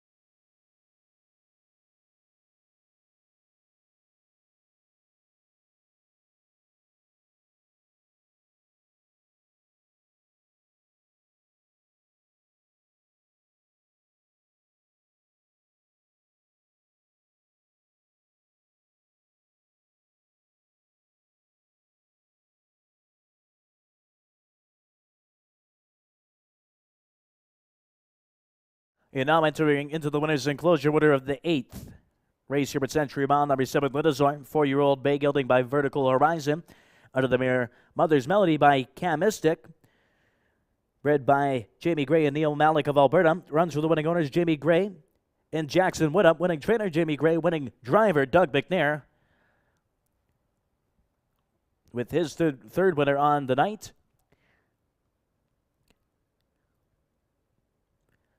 Also joined in the winner's enclosure by President and CEO of Standardbred Canada, Dan Gull, along with the rest of the Standardbred Canada team who are visiting here in Alberta tonight. 8th race official, $12.90 to win, $6.30 to place, $3.90 to show. 2 Taj Mania, $3.70 to place, $3.40 to show. 3 PT's Magic Bar, $3.60 to show. $2 exacta, $39.70. $1 trifecta, $74.70. $1 superfecta, $7,234, $364 even.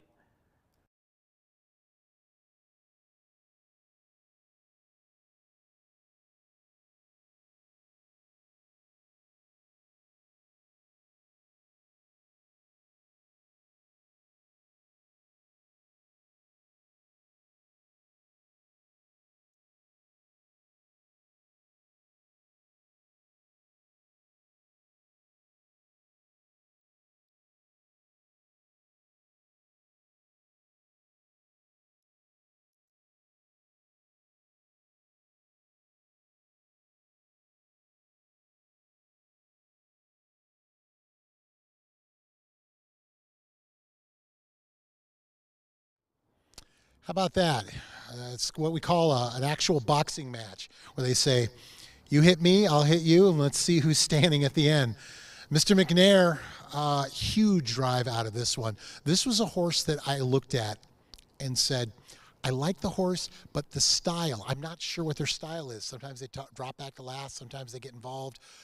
Did Jamie Gray say anything to you, or did you just think the aggressive has probably been working so far tonight? Yeah, he just told me exactly how the horse was to drive, and he was 100% right. He raced just like he said. He said he can drive him tough, and he'll keep coming. And had the stretch, he was waiting on me to give him the cue to go, and he raced real tough there. That wasn't the easiest trip for him. It's a lot of fun to watch what you guys are all doing today. I'm glad to see we get a little bit of everybody getting their chance here. We talked about earlier, when Dave Kelly won the race, he was all really happy, and then he looked up on the board and went, Doug came in third. These points are really going to count, but right now he's going to have to throw what we like to call a Hail Mary in the States and probably get both of them if he's going to beat you. You got to feel good about that. Well, yeah, he's got a nice horse in the next race, and my horse on paper just doesn't look quite up to par compared to the rest of them, so I'm hoping that, I'm hoping to get a little points with my horse, and then it's going to go in the last race. I think I got a real live one in the last race, and his isn't quite as live. So I'm kind of got the shoe in the right foot at this point, but anything can happen in a horse race, that's for sure. I was just going to say, they're horse races. They run them for a reason. We really appreciate everything you're doing here, Douglas. Have yourself a great night. Thank you. Okay, let's get this man over here, Mr. Gall. Wow. Let me just say, it's a pleasure having you here. It's a huge night for not only all of Standardbred racing in Canada, but for my money coming from the States.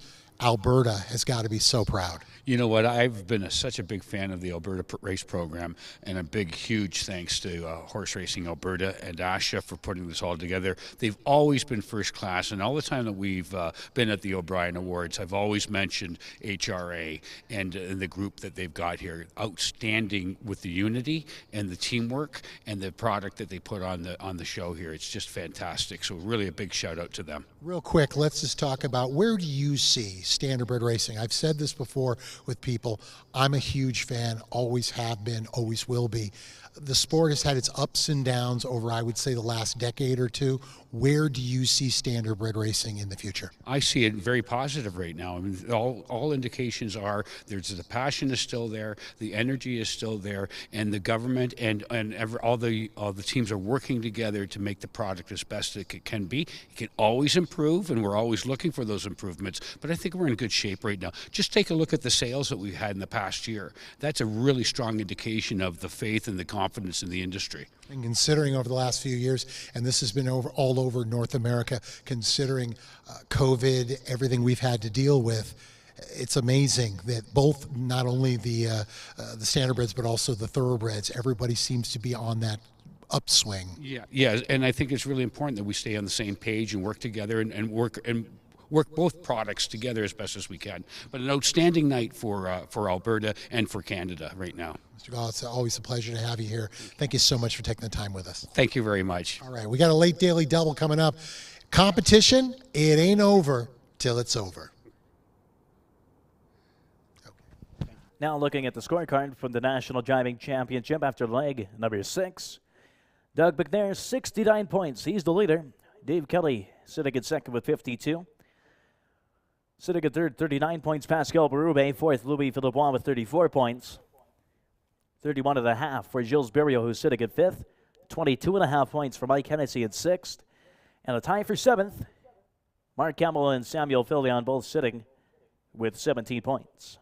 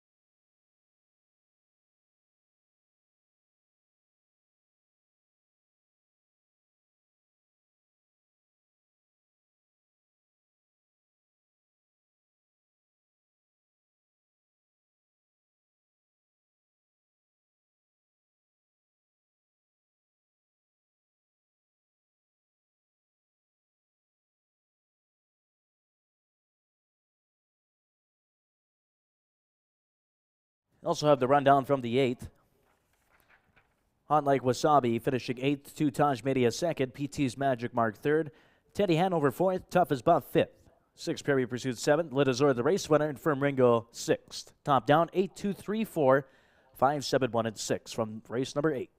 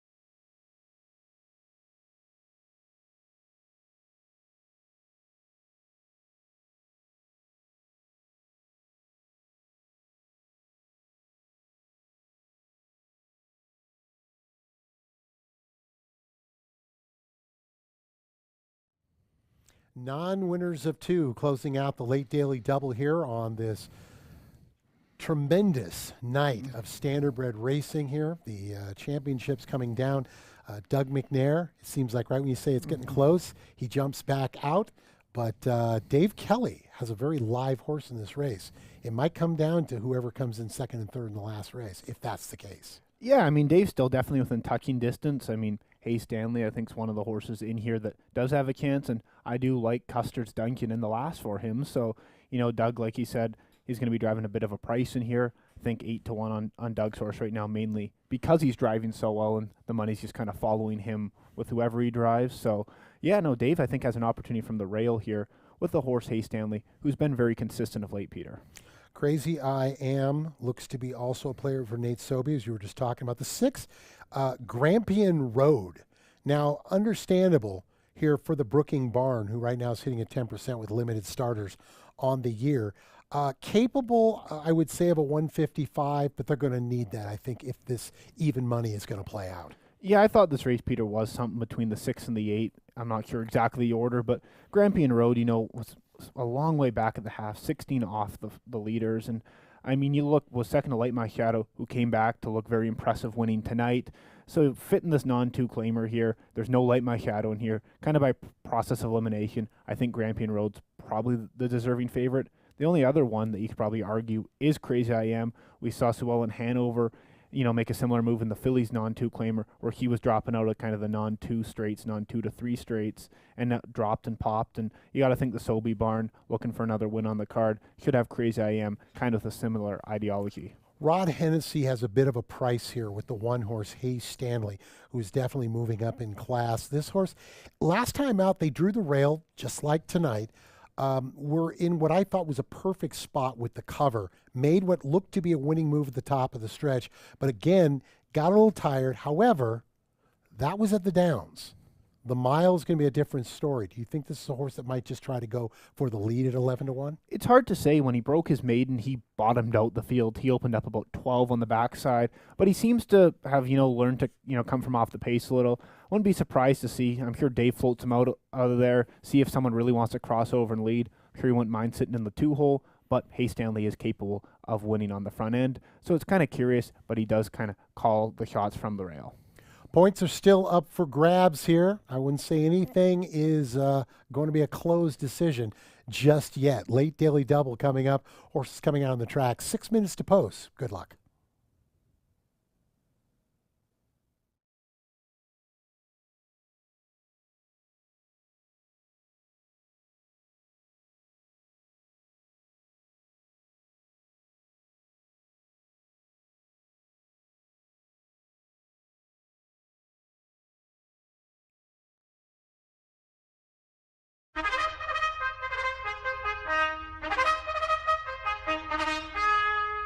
And here comes the field of 8 on parade for race number 9 here at Century Mile, proudly presented by the Alberta Standardbred Horse Association. 9th race tonight, $5,200 purse for non-winners of 2 races or $9,500 lifetime. Here's the field of 8. For leg number 7 of the National Driving Championship, number 1 is Hay Stanley, owned by Lauren Duffield, also co-owned and trained by Rodney Hennessy. David Kelly drives.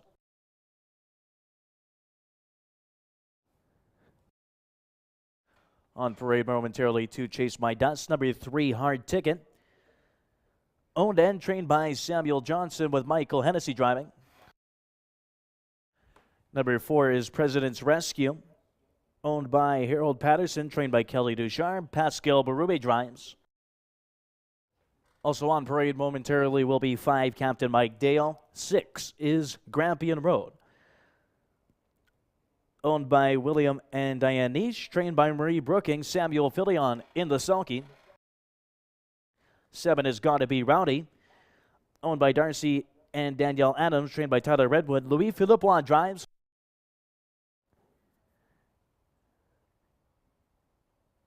And number 8, Crazy I Am, owned by Karen and Ronald Sobey, also co-owned and trained by Nathan Sobey, with Gilles Barrio driving.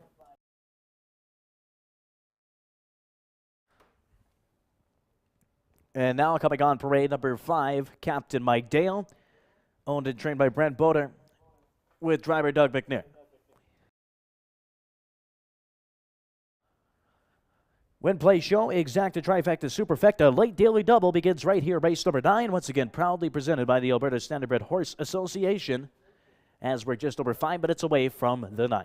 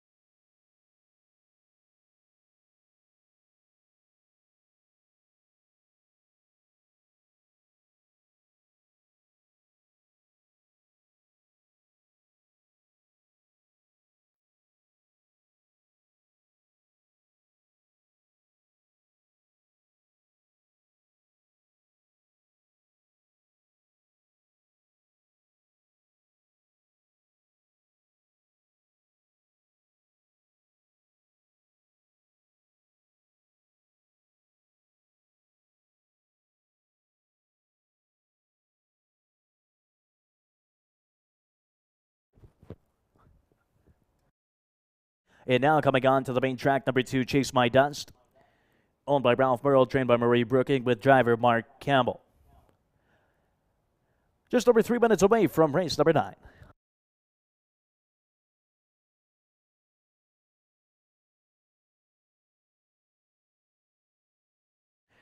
Jackpot Pick 5 live money remaining, coming into leg number 4, $53.27.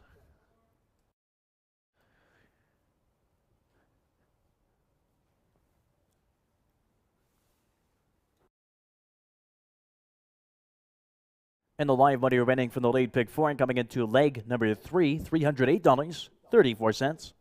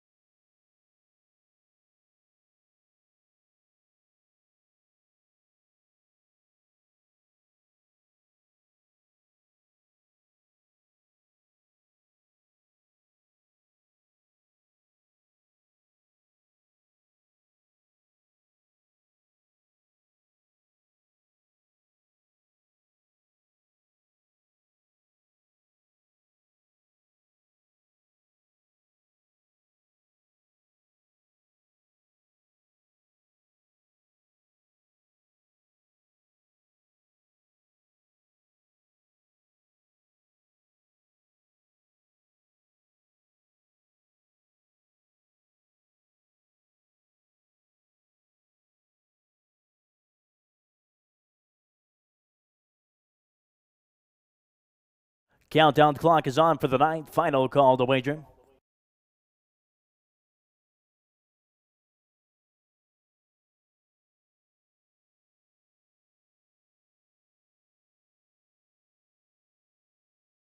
Starter calls the Pacers for the 9th. 7th leg of the National Drivers' Championship, proudly presented by the Alberta Standardbred Horse Association for the 9th. Hayes Stanley and Dave Kelly from Post 1. Chase My Dust, Mark Campbell. Hard Ticket, Michael Hennessy. President's Rescue, Pascal Berube. Captain Mike Dale, Doug McNair. Grampian Road, Samuel Filion. Gotta Be Rowdy, Louis Philippois, and Crazy I Am, Gilles Berriot. Field is in the hands of the starter.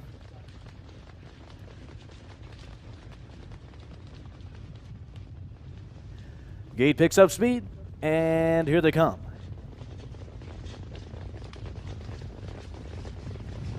And they're off and pacing. Gapping off at the start there was Chase My Dust. From post 4, President's Rescue is hustling out. And to his outside, Captain Mike Dale. Even wider out Grampian Road. Even wider out than that, Gilles Berriot and Crazy I Am look to cross over to the top in the clubhouse turn. And taking a few bad steps there was President's Rescue. Going around that one is Hay Stanley. Back in 5th now, relegated is President's Rescue. Going around that one, Hard Ticket, Gotta Be Rowdy, and the trailer is Chase My Dust. Gapped out field of 8. Just over 15 lengths. Opening quarter 28-2. Crazy I Am crosses over and takes command over Grampian Road, who's sitting the pocket trip. Another 2.5 back to Captain Mike Dale. There goes Filion popping pocket with Grampian Road and is now challenging for the lead with Crazy I Am. These guys are clear by 3 over Captain Mike Dale. Hay Stanley 4th. Hard Ticket is in 5th. Right lining from the back of the pack, Chase My Dust. Moves from 8th to 6th in a few strides. Trailing duo now, President's Rescue and Gotta Be Rowdy, 57-3. That's a 29-1 second quarter. Grampian Road has the lead. Moving up first over Hay Stanley. 3 wide for Mark Campbell as Chase My Dust. Sitting a loose pocket is Crazy I Am. Second over there from the outside in 5th is Hard Ticket. Still holding the rail, Captain Mike Dale. Trailing duo, President's Rescue and Gotta Be Rowdy. As they approach 3 quarters, Grampian Road has the lead. In between horses, Hay Stanley and 3 wide, Chase My Dust. Top of the lane. Down the stretch, 3 quarters, 127-4, 30-1. That's a 30-1 third panel. And Grampian Road still has the lead. Still coming on for Kelly is Hay Stanley. And even wider out for Hennessy. Here comes Hard Ticket. Looking for room in the pocket is Crazy I Am. And here comes Doug McNair splitting with Captain Mike Dale. Just under a 16th. Filion looking to get Grampian Road home. But here comes Captain Mike Dale to get him right at the wire. Grampian Road and Crazy I Am in a final time, 157-4.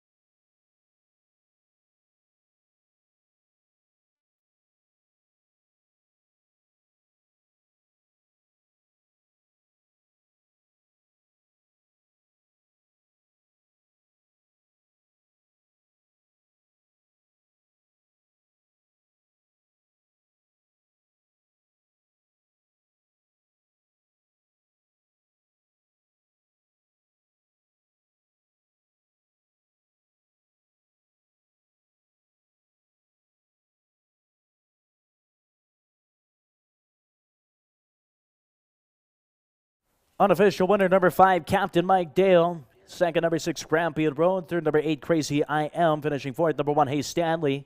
5, 6, 8, and 1 is unofficial. There is an inquiry here from the 9th. Please hold all tickets.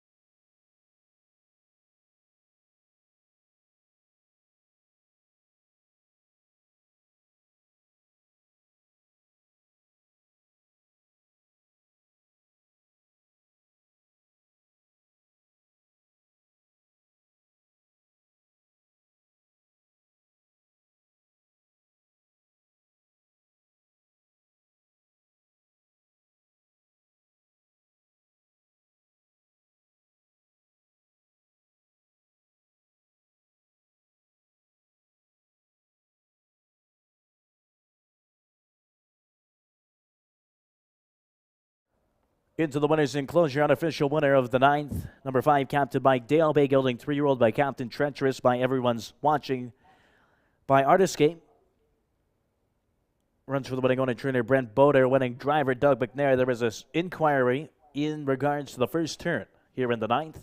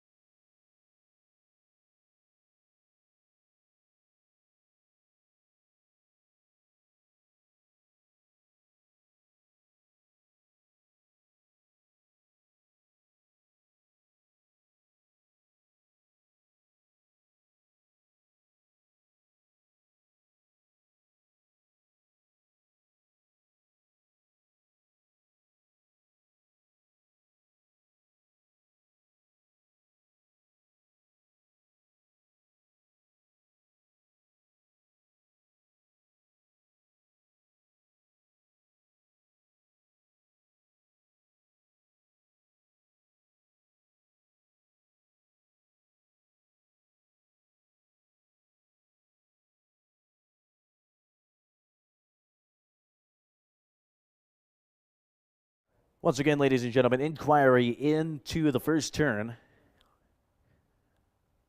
Please hold all tickets, still unofficial.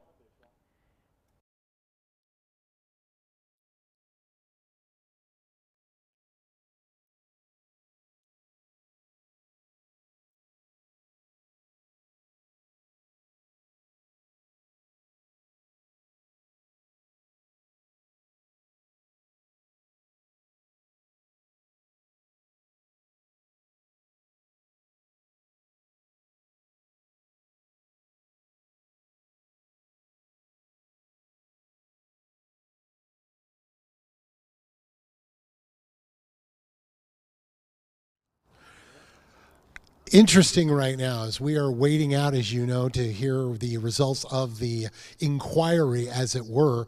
Winning horse, Captain Mike Dio, still unofficial, Doug McNair.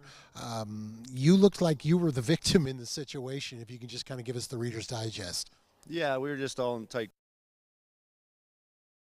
And it kind of got to us, so we're all squeezed, and then whoever's on the inside of me, he got the worst of it. So we're just lucky that everybody stayed up. Well, pending anything else being brought up, that would be 4 winners in this competition, and that would give you the championship. But I'm not going to congratulate you. That's like walking into a winner's circle when you're not sure if you won the race. But we got one more to go. What can you tell us about this horse? Because I'll be honest, I thought exotic, yes, win, no. I was a little surprised you came rolling like you should have been 3-5. Yeah, well, actually, it's kind of a funny story. As we picked the draft, they asked me second to pick my horse, and I picked him, and Haley didn't hear who I picked, and I changed my mind really fast and picked Heath Stanley, and then she waited a second or two, and she said, well, I wasn't your pick yet, and I ended up picking last. And Louis Waugh, it was funny. We get to the last 2 horses. He says, "Doug, I'll leave Captain Mike Deal for you." So it's kind of been a joke all week, and he ended up winning. So it's a lot of fun, and I thank Brent for it. That's a cruel joke by the racing gods, but it looks like it potentially is going to work out in your favor. Obviously, we're going to have to talk to you for the trophy presentation if it turns out to be the fact. But all I can say is you're a master driver, and it's been a pleasure to watch you up close and personal drive tonight. Thank you. All right. We're still waiting for it to be official, but it looks like we got an Ontario bred with the victory. We'll be back. We got one more left on the card. And ladies and gentlemen, your attention, please. We do have a disqualification from the 9th. Does not involve the winner, number 5, Captain Mike Dale. 8, Crazy I Am, finished 3rd, now placed 8th due to interference in the first turn. New order of finish. 5, Captain Mike Dale, 1st. 6, Grampian Road, 2nd. Now placed 3rd, number 1, Hay Stanley. And now placed 4th, number 3, Hard Ticket. 5, 6, 1, and 3 is the new order of finish. Once again, disqualified from 3rd and placed 8th, number 8, Crazy I Am. New order of finish, 5, 6, 1, and 3.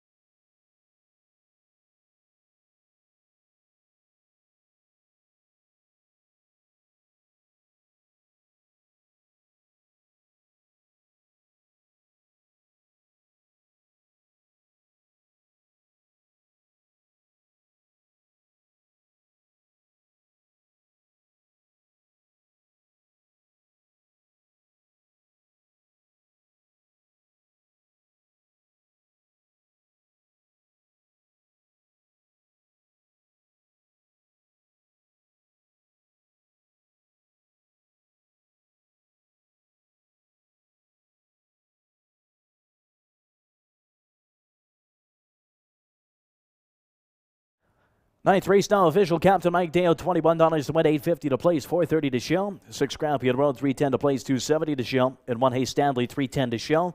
$2 exacta, $67.90. $1 trifecta, $145.35. $1 superfecta, $1,004.35. 5, 6, 1, and 3 is the official order of finish. 157 and 4 for the mile time.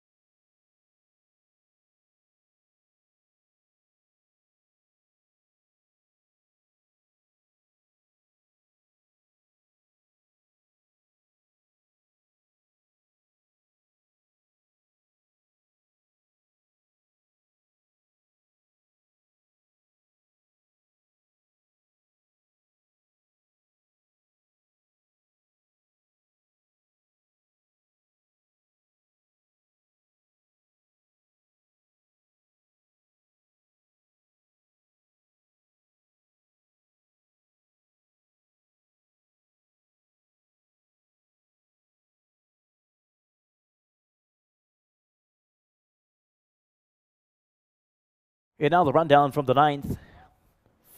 Hayes Stanley was fourth, placed third. 2 Chase My Dust, 7th place, 6th. Hard Ticket, 5th place, 4th.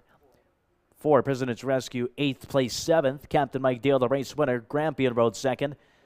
Gotta Be Rowdy, 6th place, 5th. And 8 Crazy I Am, 3rd place, 8th. Top down, 3, 6, 4, 7, 1, 2, 5, and 8.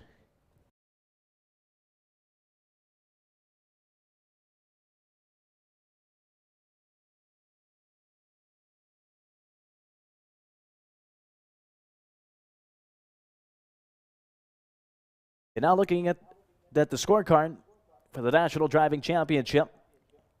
And a clear-cut winner, Doug McNair. Can't be caught. 84. He leads. 59 points for Dave Kelly, a gallant second. 41 for Pascal Berube in third. 38 for Louis Philippois, who's in fourth place. Fifth to Gilles Berriot.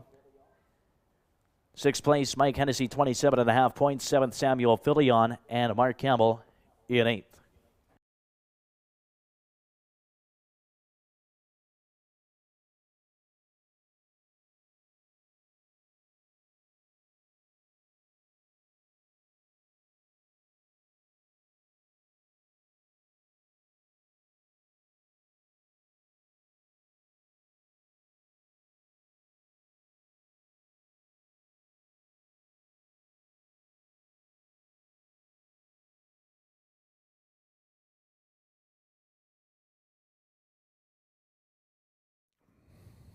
Welcome back, everybody. 9 minutes to post for our 10th and final. What a night we've had.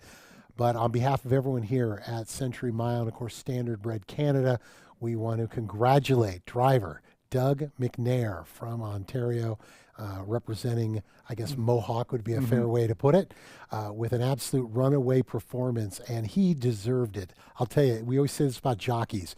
The good ones win when they're supposed to. The great ones win when they're not supposed to. And I thought he did a bit of a clinic tonight. Yeah, and I mean, you have to look last race. Just speaks to the quality of what a set of hands he has. I mean, Captain Mike Dale, on paper, looked to really be struggling. And you could even hear in his interview with you before about how he was, said, Dave might have a bit of an upper hand in that race, but just shows how good Doug is and what a high level he drives at against some very good drivers out there in their own right. Well, you knew the odds were going to be coming down. The 5-horse Blue Who, not Doug McNair, but currently the 8-5 favorite here for the Manning operation. This horse was, in the earlier portions of September and October, was rattling off a few winners here. It is fast enough to get the job done, but the one thing I will say about this race, and including the 3-horse Kootenay Lager, very evenly matched as far as time is concerned. The question will be, who's going to take to the mile? Yeah, and that's kind of where I went to my top pick with the 2 Custard's Dungeon for the Bob Parrish barn. Dave Kelly, who's been driving well tonight, picks up this drive here, and he's been racing up at a higher level. Those 9,000 condition claimers mixed in with some conditions on there, but Fanatical Maniac Win can win. Some decent horses that are better than these 6 claimers. He'll drop in class here. He had a very good summer up at the track on too. He's raced well over Cal Expo, which is a mile track. So I think, talking to Bob Parrish, this horse, they've been waiting to get this horse back up to Century Mile on the class drop here. I think there's a few things, that I like about him, and 6-1 seems fair in a pretty wide open race. I would have to agree with you there, my friend. Blue Who, I was talking about, top selection for myself. Hasn't raced in a pari-mutuel since November 5th, was in a qualifier here at the mile, and I wasn't as concerned with the time, 1:58 flat, as the 28-3 final quarter. Realized that's during the day, but I think with the cold temperatures the way they have been, it bodes well for this horse. There's not a lot of horses that can go that final quarter in 28, and I've noticed as the night has gone on, that final quarter has been even more important. Yeah, and I think you have to look back to Blue Who's races, kind of October when he was racing well. You look, he was beating Kootenay Lager, he was beating Had a Hard Handle, he was beating similar fields. He was a non-5 condition claimer. It was paired with these 6 claimers, so he's got the class edge when he's right. On this field, just a question of what version we're getting. Horses are coming out of the track, but we wanted to say on behalf of everybody here at Century Mile, thank you so much for being with us tonight. Kudos out to the track man, Doug Love, the superintendent, and all of his crew. I mean, the weather has been crazy. They've had to do a lot of 24-hour repairs and work. They did a tremendous job. All the drivers said the track has been in perfect condition, and all I can say is kudos to them, but also kudos to you, my friend, and also to James on a great night. Well, yeah, always a pleasure working with you, Peter. Great racing. I'm still looking forward to the nightcap here. Should be a fun race. All right. The horses are coming out on the track. Good luck, everybody.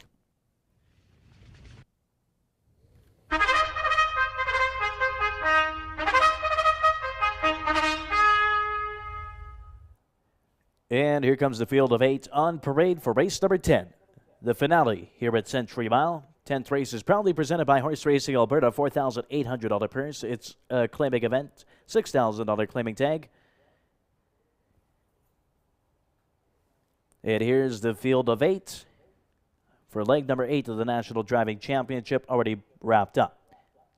Don't Rock the Boat is from Post 1, owned by Kevin Hildebrandt and Katie McLennan, trained by Phil Giesbrecht with driver Michael Hennessy. 2, Custard's Dungeon, owned by Chris McKenzie, trained by Robert Parrish with Dave Kelly driving. Number 3, Kootenai Lager, owned by Megan McPherson, trained by Logan Gillis with driver Doug McNair. 4, Have a Hard Handle, owned by Ernest O'Hara and Dennis Lanovette, trained by Tyler Redwood. Louis Philippois drives.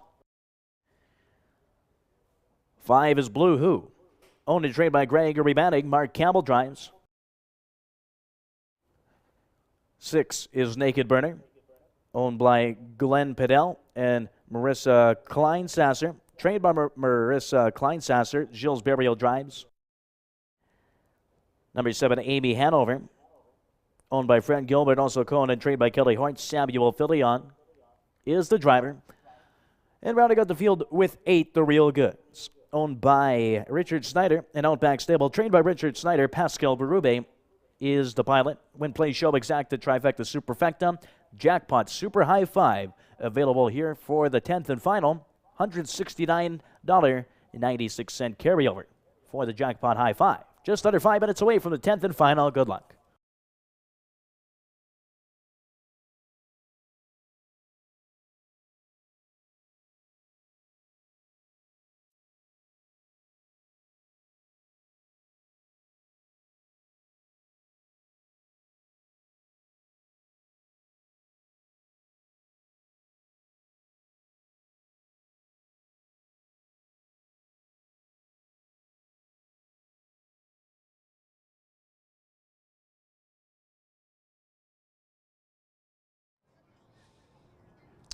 Hey everybody, welcome back for the last time tonight to the National Driving Championship, presented by Standardbred Canada, hosted by the beautiful Century Mile Racetrack and Casino. It's been an amazing night here, and if you were not a believer in Doug McNair before tonight, after Captain Mike Dio, I am a believer. I am converted. Amazing drive. Congratulations, Doug. I don't think mathematically anybody can catch Doug now, so I think it's a foregone conclusion. But congratulations to every driver that's made it here. It's been an amazing night. These guys are all extremely talented, even guys that maybe didn't have a great night or a bit of an off night. Congratulations. I hope you guys all enjoyed the experience. And I just want to spend a special personal thanks out to everybody that joined me for interviews coming in. There was one I did miss that did not get out, Mr. Vance Cameron. If you're still watching, you will be getting a call tomorrow for a wrap-up interview and some of your comments. So hopefully you're available and can do that. Thanks to everybody. Thanks to Don McDougall. And you know what, Josh Murphy, great job, buddy. And to Mr. Peter Lorre. For the last time tonight, I'm James Junquist, and as my good friend Ghislaine Piquet of Passion Courses on Standardbred Canada would say, Finny.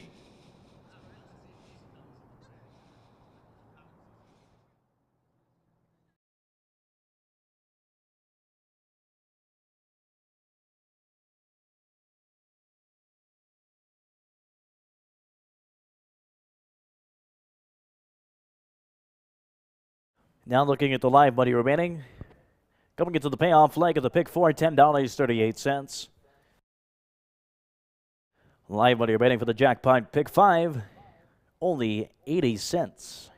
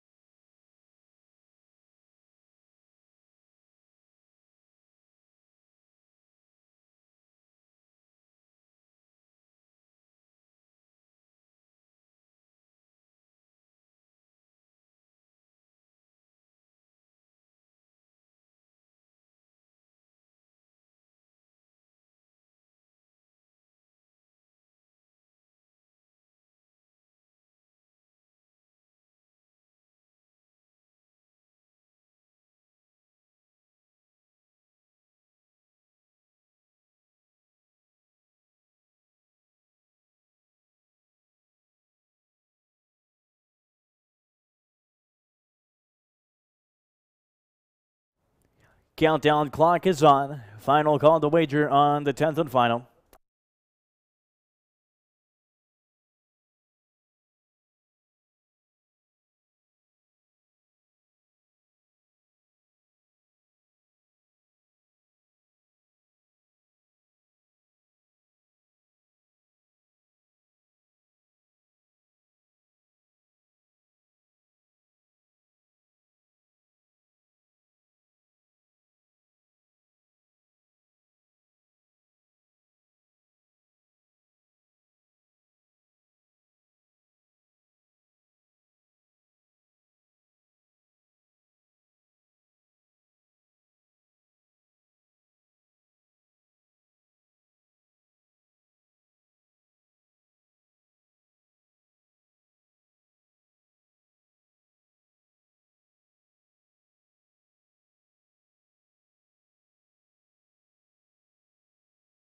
Starter calls the Pacers for the 10th and final. 1, Don't Rock the Boat, Michael Hennessy. 2, Custard's Dungeon, Dave Kelly. Kootenai Lager, Doug McNair. Had a Hard Handle, Louis Philippois. Blue Who, Mark Campbell. Naked Burner, Gilles Berriot. Amy Hanover. Samuel Filion, and the Real Goods, Pascal Berube. There's the field of 8 for the last. Proudly presented by Horse Racing Alberta. Gate picks up speed, and here they come.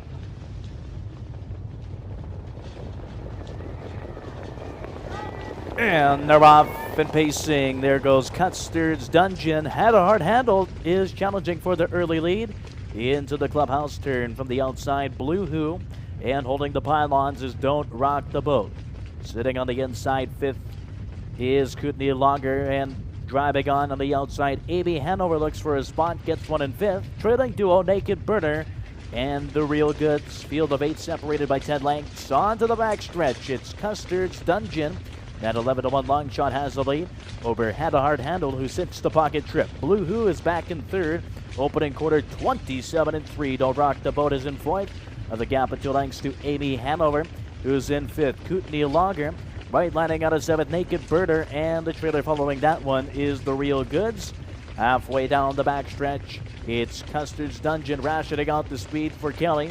He's in front by 2 lengths. Had a Hard Handle is in the pocket. Now popping out of the 3-hole is Blue Who. Now goes first over.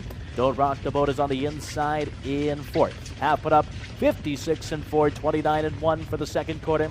And moving up to 5th on the outside is Amy Hanover. Now moving into 4th. 5th and in between horses, Kootenai Lager. On the 3 path is Naked Burner, not making up much ground, and the Real Goods can see them all as they pass the 5/16. It's Custard's Dungeon, who now kicks clear by 2.5 over Blue Who. Fading back from 3rd has Had a Hard Handle. Amy Hanover moves into 3rd, top of the lane. Down the stretch, 3 quarters, 125-1. That's a 28-2 third quarter, and it's Custard's Dungeon looking to go wire to wire. Coming on the outside now to challenge for Mark Campbell is Blue Who. Is now matching strides with the leader. Back in 3rd is Amy Hanover. It's going to be Blue Who or Custard's Dungeon. Blue Who now takes the lead for Campbell and is going to win the nightcap. Blue Who and Mark Campbell get it done in the 10th. Custard's Dungeon, Kootenai Lager, and the Real Goods. Final time on 54-3.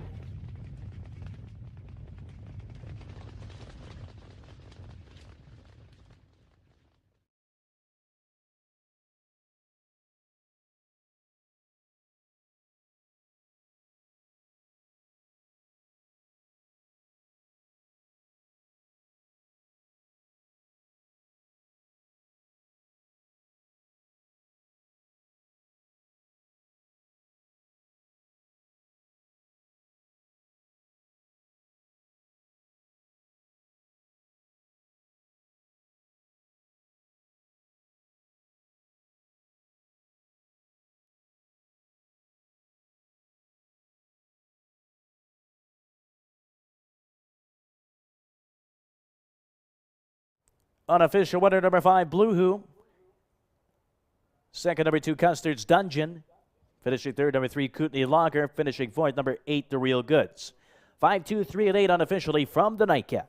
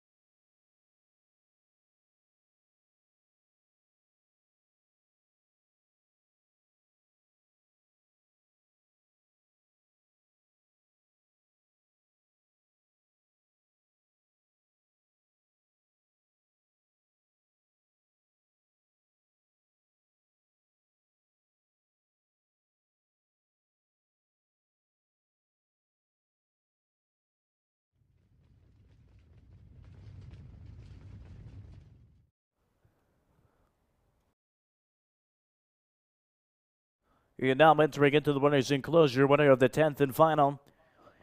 Number 5, Blue Who. Bay gelding 4-year-old by Blue Burner. Under the mare, Alberta's Dragon by Dragon again. Bred in Calgary, Alberta by KVB Farms. Runs for the winning owner, trainer Gregory Manning. Winning driver, Mark Campbell. 154-3, a new lifetime best.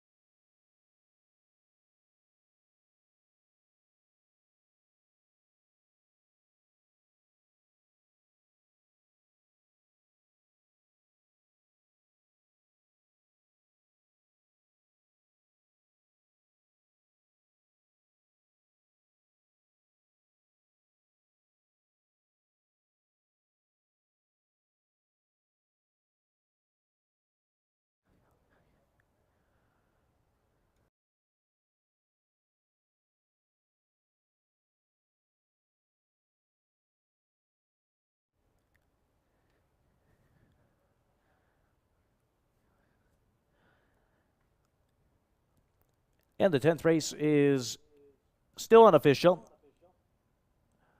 with the winning presentation right after this race goes official. Winner presentation for the National Drivers' Championship, presented by racing manager here at Century Mile, Alan Goodsell, and Dan Gall, the president and CEO of Standardbred Canada.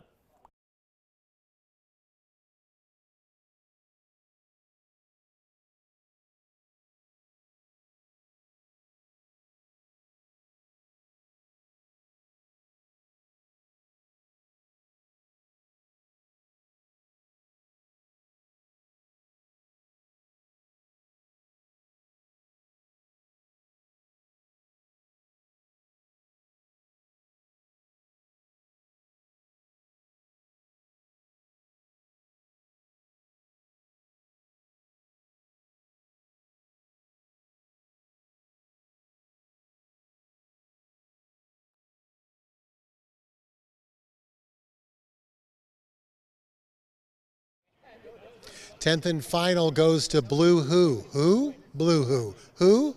Mark Campbell with the victory here. Mark, congratulations. You and I were talking a few moments ago. And these kind of things, it's all about the draw, and sometimes you have fun, or as they like to say in the Big Lebowski, sometimes the bar, well, you eat the bar and sometimes the bar eats you. But luckily you had a nice drive in the last race. Take us through it. Yeah, I mean, it was a pretty bleak night overall. Triple Dragon raced well as well, but yeah, this little horse, you know, the trainer said he was going to be good, and he said get away, and you know, I was going to sit in. I said, frig it, let's go, and I moved him out, and around last turn, I thought I was kind of done, and then he just kicked into another gear. I know this is not your first experience in the championship around the provinces, but what was your initial feeling? I know, again, the race is not the way you wanted them, but did you have a good time? Was it fun to come out here to Century? Yeah, it was a great experience. Like a first time ever driving on a mile track. You know, I think I learned a lot from it, and you know, if it happens again, I think you'll be, you know, more prepared. I know Shannon Sugar Doyle was the man of the PEI, was out there going, how's Mark doing? How's Mark doing? So, Shannon, if you're still watching, if you haven't gone to bed, he's fine. He's got to win. We really appreciate the time. Thank you, Mark. Thank you very much. All right. Let's get on over here. We've got a trophy presentation. As I mentioned before, even without disqualification, this was an absolute runaway. As you can see right now, the trophy presentation for the 2022 challenge going to Mr. Doug McNair on behalf of everyone here at Standardbred Canada, and of course our friends right here at Century Mile. We're going to get over here and talk to Mr. Doug. Douglas, it was a little bit of something for everybody, but when it's all said and done, you got the money, and it was a very impressive performance. Congratulations. Thanks a lot. I appreciate it. Let's talk about the night itself. As you said before, it was all about the points, but we were talking on the air, and I always say, not to make you feel any embarrassed, the good drivers win when they're supposed to, the great drivers win when maybe you weren't supposed to, and you had a couple of drives that were just phenomenal. Your first experience down here, all I can say is hopefully we see you again over here. Yeah, thanks a lot. I just wanted to say thanks to all the trainers who let me drive their horses and caretakers and owners and Standardbred Canada to make this possible. We had Or is this going to be a first time? First time. Looking forward to it? Yeah, for sure. It's just starting to sink in now. It's going to be pretty exciting, and hopefully I have a lot of fun. All right. Well, it's time for everybody to get warmed up and maybe have some libations and a little bite to eat. I know we can all have a little something to eat, but you got to do something first. We have a competition here, and our own Gentry Van Ball is going to bring up here. You are going to pick the winner of a $500, I guess, prize. And if you want to say Peter Lurie, I'll be really grateful. Okay.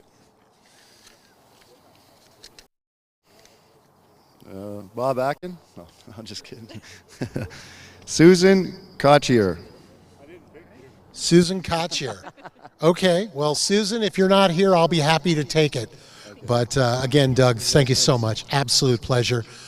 Just want to say, folks, that is it for us. But again, congratulations to all these talented drivers. We got to see the best of the best, and it was good sportsmanship. There was a lot of competition, and all I can say is it was an absolute pleasure being here. On behalf of my partners, Mr. James Junquist, and of course, Mr. Josh Murphy, thank you so much for being with us. Remember, Saturday, same bat time, same bat station, 6:15, first post. For everybody here at Century Mile, have yourself a wonderful evening. Be good to one another. Good night.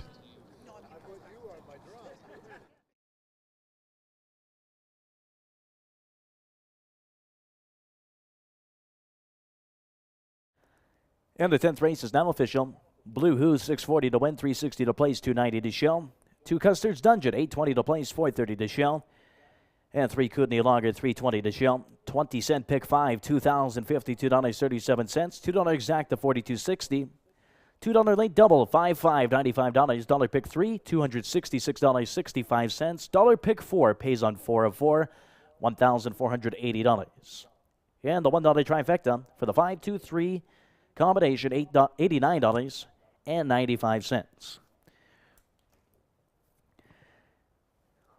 And like you said, Peter, what a great night of racing here at Century Mile Racetrack and Casino. There's the winner, Doug McNair. Congratulations, Doug. It will be cheering you on in 2023 for the World Driving Championship.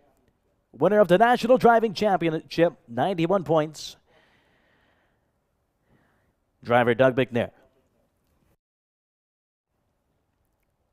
Congratulations, Doug, from all of us here at Century Mile Racetrack and Casino. Quick rundown from the 10th and final. Don't Rock the Boat 7th. Custer's Dungeon 2nd. Kootenai Lager 3rd. Had a Hard Handle 6th. Blue Hula race winner. Naked Birder 8th. Amy Hanover 5th. And the Real Goods 4th. Top down 7, 2, 3, 6, 1, 8, 5, and 4. And that's a wrap from all of us here at Century Mile Racetrack and Casino. I'd like to thank everyone for joining us here tonight, as well anybody joining us from online, wherever you're watching from. Thank you to Standardbred Canada for setting the whole thing up. Once again, on behalf of all of us here at Century Mile Racetrack and Casino, track announcer Dylan Beardy signing off. Take care. Back in action 6:15 Saturday, November 26th. Hope to see you then. Have a great night.